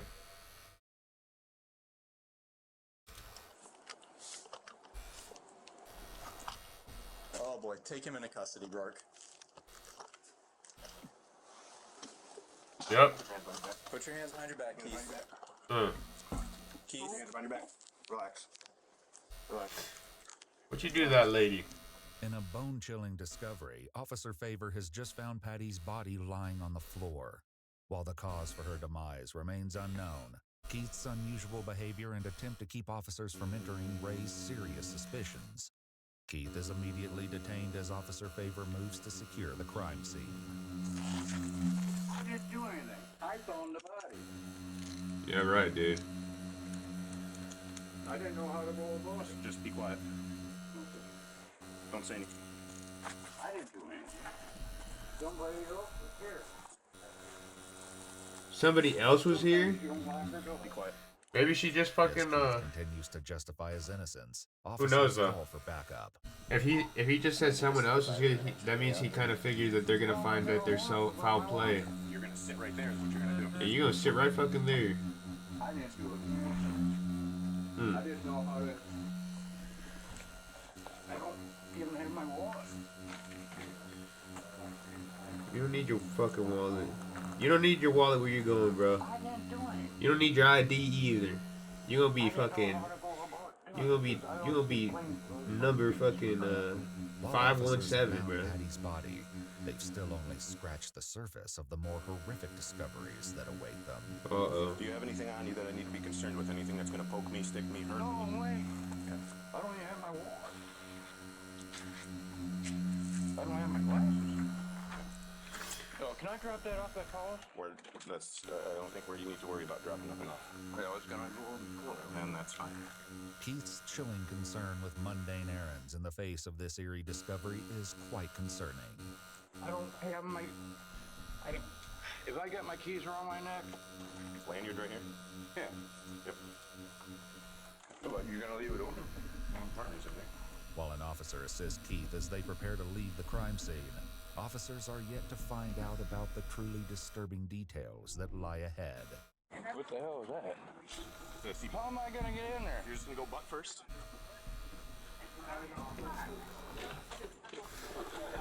It's pure black. It's alright, didn't mean to step on your foot there. If you need to push against my feet with your foot, go ahead. Meanwhile, upstairs, Officer Favor calls his supervisor to relay details of the gruesome discovery they've made and some of the observations he has made so far. Hey, Sarge. I don't know if you're familiar with Keith and Patty, but Patty is on the floor with a plastic bag taped around her. Whoa. She is clearly gone. It's like across her cheek, around to like the back of her head. I mean, I don't know if it was, but obviously some kind of asphyxiation. Oh yeah, I was not expecting this. Be like a neck injury or something along those lines. Strangled her, probably. There's anything on it, like probably in early August, late July, from the way it's healed over. While Officer Favor is trying to understand the nature of the crime, he relays more information about the supposed relationship Patty and Keith shared. Yeah, and I found a bag in here with his name, his last name on it. I think that they both kind of live here. Like, I'm not exactly sure 100% the full dynamic, but anytime that I ever deal with either of them, usually Patty calls because she gets intoxicated and can't find him, and he's just like out on the sidewalk smoking or something. And they'll go in and out of each other's apartments. I found mail and paperwork and stuff. With Yeah, they were like friends, dude. So they kind of just go back and forth. I mean, I guess they're dating, living together, you know, whatever. On September 14th, 2019, 2 years before this incident, Patty had arrived home to discover that someone had picked the lock of her apartment's front door and left a stray box full of shoes inside. More disturbingly, she discovered that some of her underwear was What missing. the fuck? After calling maintenance and pushing a heavy chest to barricade herself inside, she told her daughter that she was being stalked by some weirdo in the building who knew her schedule. While Patty was never able to find the person who had broken into It was her definitely apartment, that fool. on this day, police are facing a unique situation involving her. As Officer Favor scrambles through more evidence to identify what may have led to Patty's tragic demise, he shares one probable possibility with the supervisor. I think, so I called dispatch because the injury to her neck is, I mean, it's healed over. If it was an attempt a while back, I was just going to see if they could pull any CAD notes. But there's like, they search Clemmis and there's an assault DV with them from last year, so, and all his stuff should be pretty prominent in there. But yeah, I mean, I wasn't surprised to see him answer the door. I was a little surprised to see her in the state that she's in, but him being here, that didn't surprise me at all. While Officer Favor reports that he cannot confirm if Patty took her own life, he begins to search the house as he fishes for any evidence that can help them crack the case. His search is soon brought to a halt when an HVA examiner arrives, and more details of Patty and Keith's relationship become clear. Patty is in the living room. Appears that she has a plastic bag taped to her head. I don't know if this was a... yeah, it's just British here. It's hard to say, yeah. I didn't like a lot of domestic stuff. I think, like, they both get drunk and just, they'll want each other to leave their apartment, and they get into what I guess you could call a pushing match, but like I said, most of the times, neither of them can walk on their own, so it's not like they get too intense. As more officers arrive on the scene and That's true, I guess. grim details, Officer Favor shares some notes with Officer Rourke. I think at least the they are true. But it kind of looks like it's healed over, like it's not scabbed up, but it's not an open sore. Well, I think it's pretty safe to say that there's some level of Colonel homicide in here, so I'm not going in any further than I need to. Yeah, well, I guess good thing I decided to ride today, huh? So, yeah. First, I thought you were kidding. No. Well, trust me, when I pulled that back, I was like, I gotta stop watching Criminal Minds. Just the first thing that went through my head. Well, like it's funny because we've had a lot of interactions with people just walking up to our cars, like, anything going on? The only troublemaker if you brought it, you know, I'm like that. Oh, looks like you caught me. Hello. So it's been that every interaction, and then we're sitting there, and he goes, take him into custody. And I was like, oh, take him into custody. All right. That is so crazy, bro. Keith is brought to the police station for questioning. They chilling for real though. Oh, sure. Do you understand why you're here right now? I don't really understand. What didn't do anything? Well, we gotta talk to you about everything going on at your friend's apartment there. Right. So that's why you're here. You're just here so we can talk to you about all that stuff that's going on. All right. How is your health overall? My health. We got some black. I've had numerous breaks in my bones. I've had a concussion. We're just gonna make this look like it's tied up.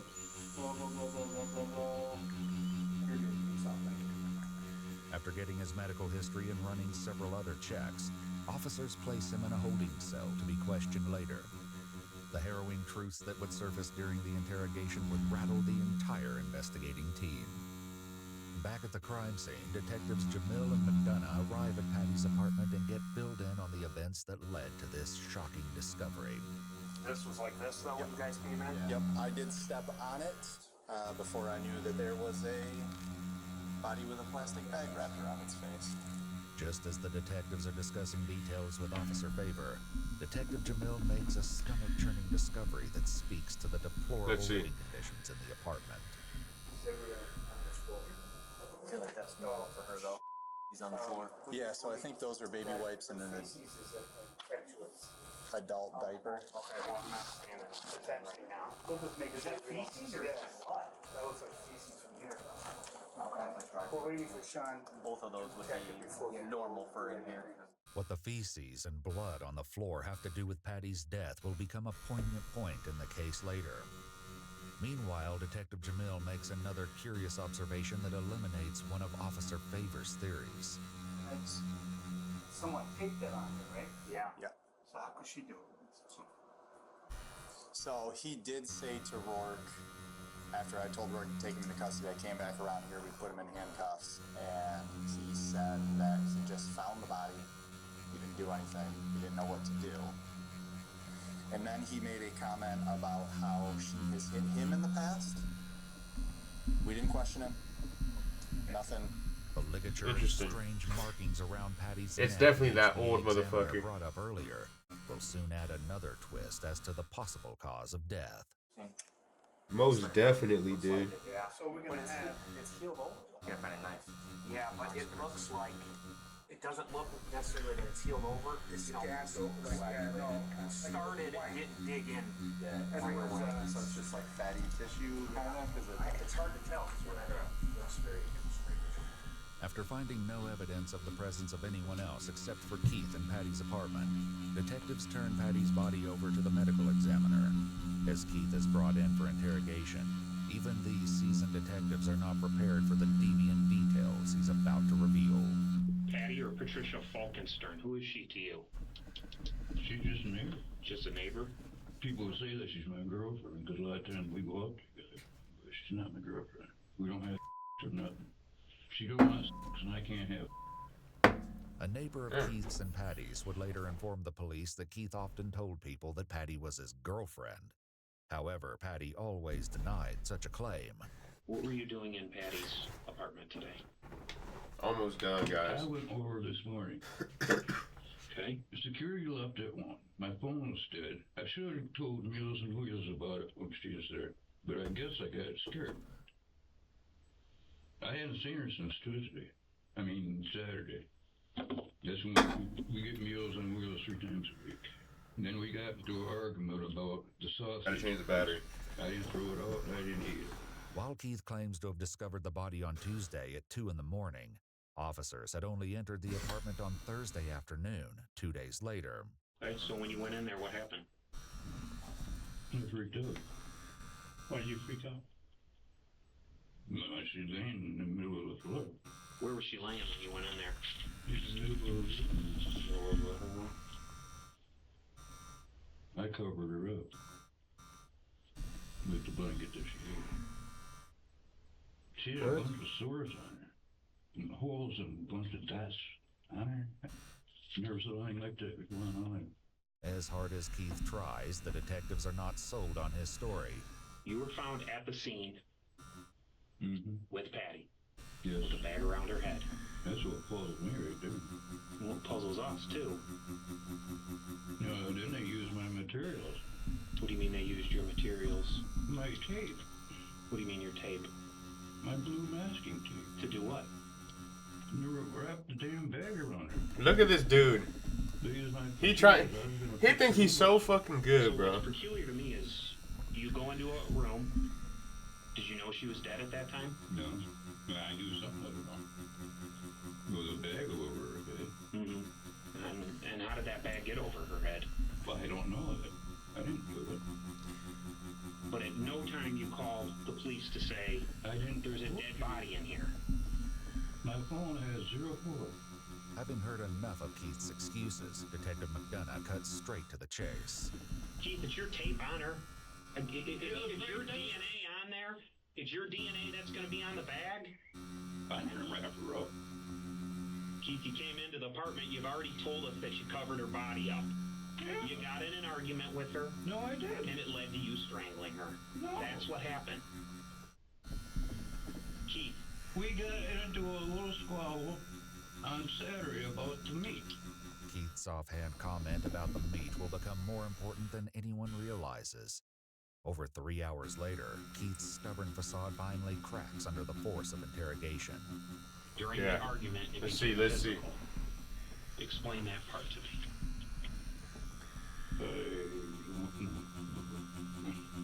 The vacuum was there. Did you pick up the vacuum cord at some point and wrap it around her neck? Yeah. Yes, you guessed, or yes, you did? Apparently I did. I know you're using a walker, but if you stood up, could you show me how you put the cord around her neck? I just wrapped it around.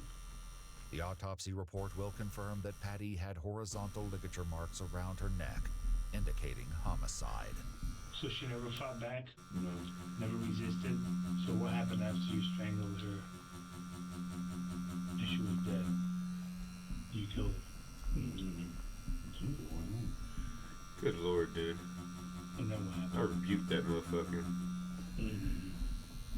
I might have had a snack and then At what point did you cover her head with the bag? I don't know. Okay. Why did you cover her head with the bag?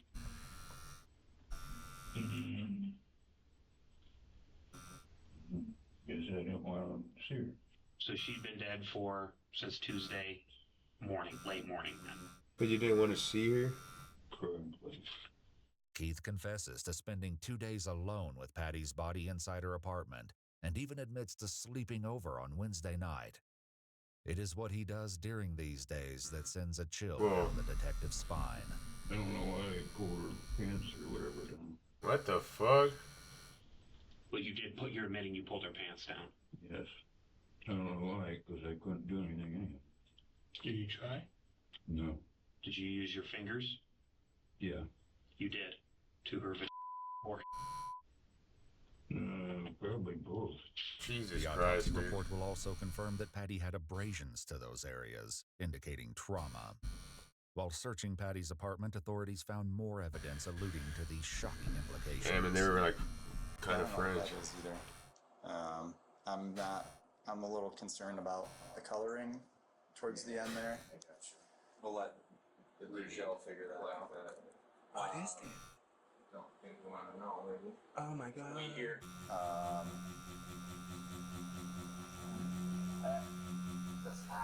Yeah, we don't know what that is yet. We're gonna let you guys figure that one out. Back in the interrogation room, detectives bring up this disturbing Fuck, object dude. they found in Patty's apartment. There was a bottle in the apartment with a long cylindrical. Oh, that was gonna be my swan or a goose. Yes, but it appeared to have possible fecal matter and or blood on it. Not in your apartment, in her apartment. Yeah, but she's the one that pooped on the floor. Okay. After you killed her, she pooped on the floor? No, Prior before. to? Did you penetrate her body with fingers or other foreign objects? I think I did. The demented nature of Keith's crime is apparent, but the answer to what set off this disgusting series of deplorable decisions is even more disturbing. Oh, why I did it. Okay. I'm not a violent person. Mm-hmm. You're right. Like, you were standing up earlier in the day she did. What'd she say? You know, I ate her meat or threw it up, and I didn't do either.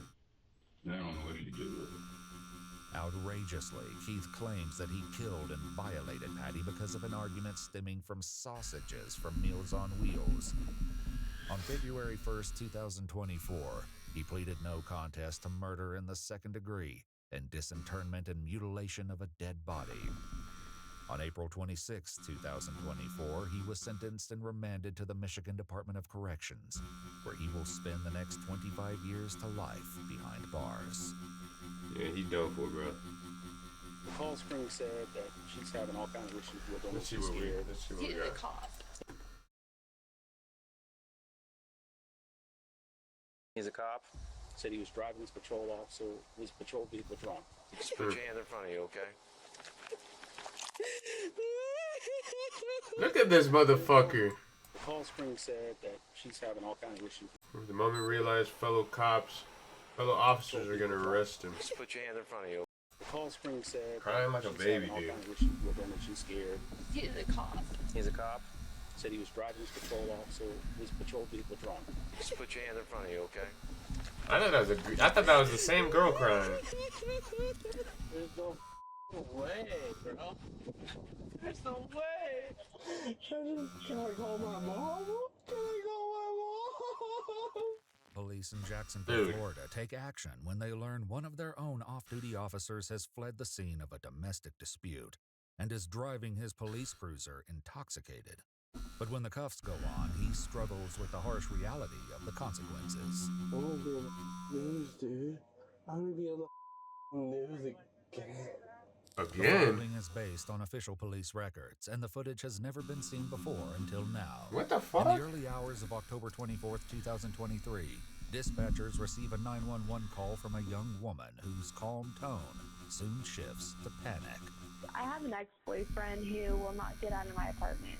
I'm sorry, he's dancing in my apartment.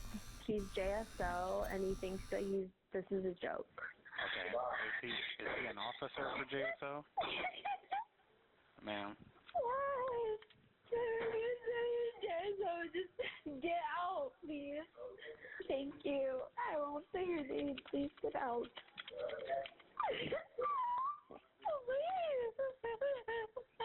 I'll buy you anything else that you want. Just get your bags. Oh, please. What's going on?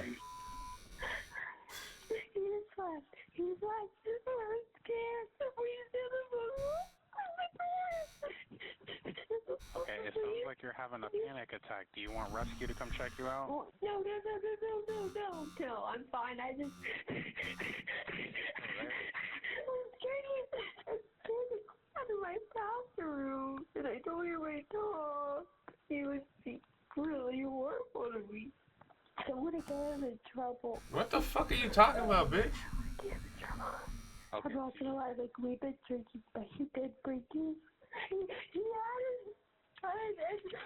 We were in a bad relationship. Okay, why not have some officers and maybe a sergeant? What the fuck is going on?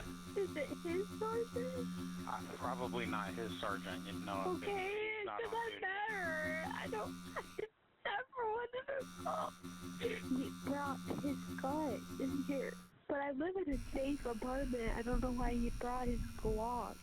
Do you know if he drove his patrol? Definitely know why. Yes, He just wanted to scare you, baby. Not be driving. 2 JSO officers are dispatched to the caller's apartment, but before heading out, they stop at a And just Walmart like that. gas station. Coincidentally, a JSO patrol car pulls into the same parking lot, one they recognize as out of place for this time of the night. Their suspicions grow when a man in athletic clothing steps out and walks inside the store. The officers wait for him to re-emerge, realizing the suspect thereafter may have just driven himself straight to them. Yeah. I definitely need you for this. Yo! What's up, bro? Good. You work out on Blue Squad? Who? Blue Squad? Yes, sir. Cool. Is there some kind of issue tonight with some girlfriend? Yeah. We gotta talk about it. Uh-huh. You have your gun on you or anything? No? Okay. Make sure. How fast? Alright. You can smoke your cigarette. Let's go over to my car. Yeah. Come on this way. I was gonna say you can go. What? Come on. Alright. The officer directs him toward their patrol car, instructing What him type to of empty power his move was pockets and that? hand over his identification. Instead of a driver's license, he produces what appears to be a JSO employee badge, identifying him as 26-year-old Officer Justin Marino, a 4-year veteran of the department. He's then told he'll need to stand by and wait for a supervisor to arrive. Can I ask, why we're waiting for a supervisor to come over here? Like, You sound drunk, dude. I can't talk about it right now. I don't know what information you're looking for. Like, I don't have it. Me? I don't have the information. I'm just, following orders. You know how it is. Obviously. But my question is, why did you just see me and say, "All right, come over here. All right, stand here." What info did you have to? I'm not gonna discuss anything with you about it. You know how it is, man. Don't put me in that situation. I'm not trying to put you in that situation. Just wait until the powers that be are here to tell me what to do. Meanwhile, an officer arrives at the 911 caller's apartment to ensure her safety, as well as gather more information about what happened between them tonight. Hey, did you give us a call? What's going on? Nothing. Stop lying now, bitch. Boyfriend or something? Yeah. Okay. Does he live here with you? Or does he live somewhere else? No, he lives like about 10 minutes away, but he just would not leave, and he was not being very nice, and I just couldn't do it anymore, so I pulled him out, and so, but everything's fine now. He won't come back, I know that. When a sergeant arrives back at the convenience store, an officer shares an observation about Officer Marino's behavior after he pulled into the lot. It was odd when he got out. He just kind of kept his head down. It looked like he was trying to avoid you? Yeah. Okay. Like he didn't realize we were. And he saw y'all trying to avoid you. Has he been stumbling at all when he walked? Yeah. Based on the circumstances, a DUI officer is also called to the scene and quickly brought up to speed. Okay. He had like a 2026 Toyota girlfriend. The call screen said that she's having all kinds of issues with him and she's scared. Said he was driving his patrol officer, his patrol vehicle drunk. Did y'all talk to him, or is that just a That's call? what the call screen said. Yeah, come over here away from these officers. Let me talk to you one. What's going on? I mean, I'm just trying to figure it all out, so. So I went to Wawa and walked out. Here we are. You went to Wawa and walked out. Sure. I hate every single second. I hate every single second of it. This is terrible. This may go down as one of my worst calls. Yeah. It's very, very uncomfortable. I'll tell you this, from one man to another man, I get what you're saying, but I'm gonna call it duck. I'm smelling alcohol on your breath, but like, you can call me a liar if you want, man. I'm not here to put you in a trick bag, okay? But have you been drinking tonight? No. This normally tired, slow, and lethargic. I think I'm showing off. 4 years, bro. Thrown out. This isn't the case. How much do you think he was, or how much did he have to drink? Was he drinking beer? Was he drinking hard alcohol? Rough estimate. He was drinking. Was it hard alcohol? Yeah. Well, was it like rum, tequila, vodka? Tito's. Okay. Tito's. Was he drinking just like straight? Was he mixing it? Straight? Both. Though Officer Marino denies drinking any alcohol, he continues to show clear signs of impairment. So the officer saw you parked up here. You think you're okay to drive? Yes, sir. You literally think you're okay to drive? Yes, sir. Do you know what month it is, month? October. October what? 22nd, 23rd, something like that. Let me see here. It is the 24th. Beat you that. So here's the deal. You know what I do, right? DUI officer in Jacksonville Sheriff's Office.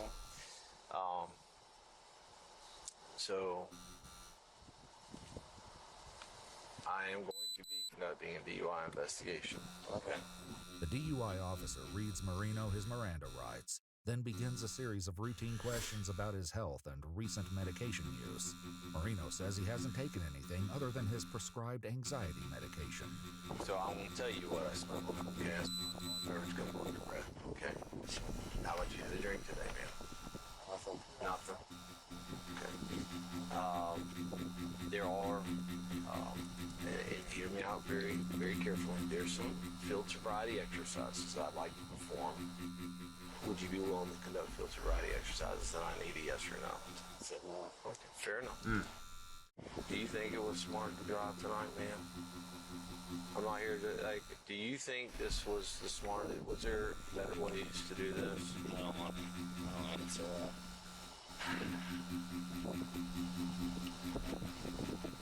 You've attracted a lot of attention, man. Do you want to get home? The DUI officer returns with bad news for Officer Marino, and it isn't long before the cracks in his composure lead to a full breakdown. All your guns and stuff in the car? I think I'm gonna call it a day. Actually, nope. You know my hands are forced. Okay. I'm sorry, what did you say? You know my hands are tied to this moment. Okay. I'm going to be placing you under arrest on suspicion of DUI. Period. Okay. It is what it is. Okay. I know. Okay. So I'm not going to have you put your hand behind your back, but unfortunately, the sheriff still makes us put people in handcuffs who are going to jail. So they're going to have to go in front of you, and I'm going to have you sit in the corner. Okay. Take a breath. Start crying. It is what it is, man. Start crying. I know, but there's no getting out of this, but I will say this can be overcome that I've seen in the past. Well, yeah, I've seen it. Okay? You're human just like everybody else. How could this be overcome? I know. You fucked up, man. Now take it like a man. That's just why I'm on, man. Okay? So, with that said... How did this be overcome, man? I know. Start crying. Hear me out. It will. Okay, this is a charge. I'm gonna be on the news, man. It's possible. No. Here we are. Take a breath, check that shit out. You're on the news, bro. Oh, it's possible, bro. We're held to a higher standard, man. Just put your hand in front of you, okay? First of all, fucking sweaty ass hands. Look at this dude crying, bro. I know, bro. I know. Holy. What time is it? Relax, man. There's no way. Hey. Oh, my shit's dead. There's no way. Already 12, dude. I have to go to sleep already. I'm sorry. Fucking perfect, huh? I'm bad person, dude. His face is trouble. We're cleaning it up. There's no way. There's no way, bro. There's no way.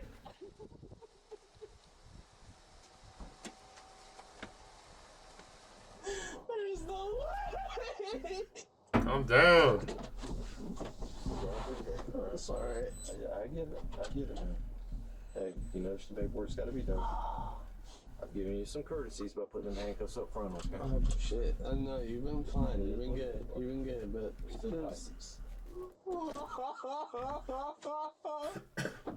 My second anime piece.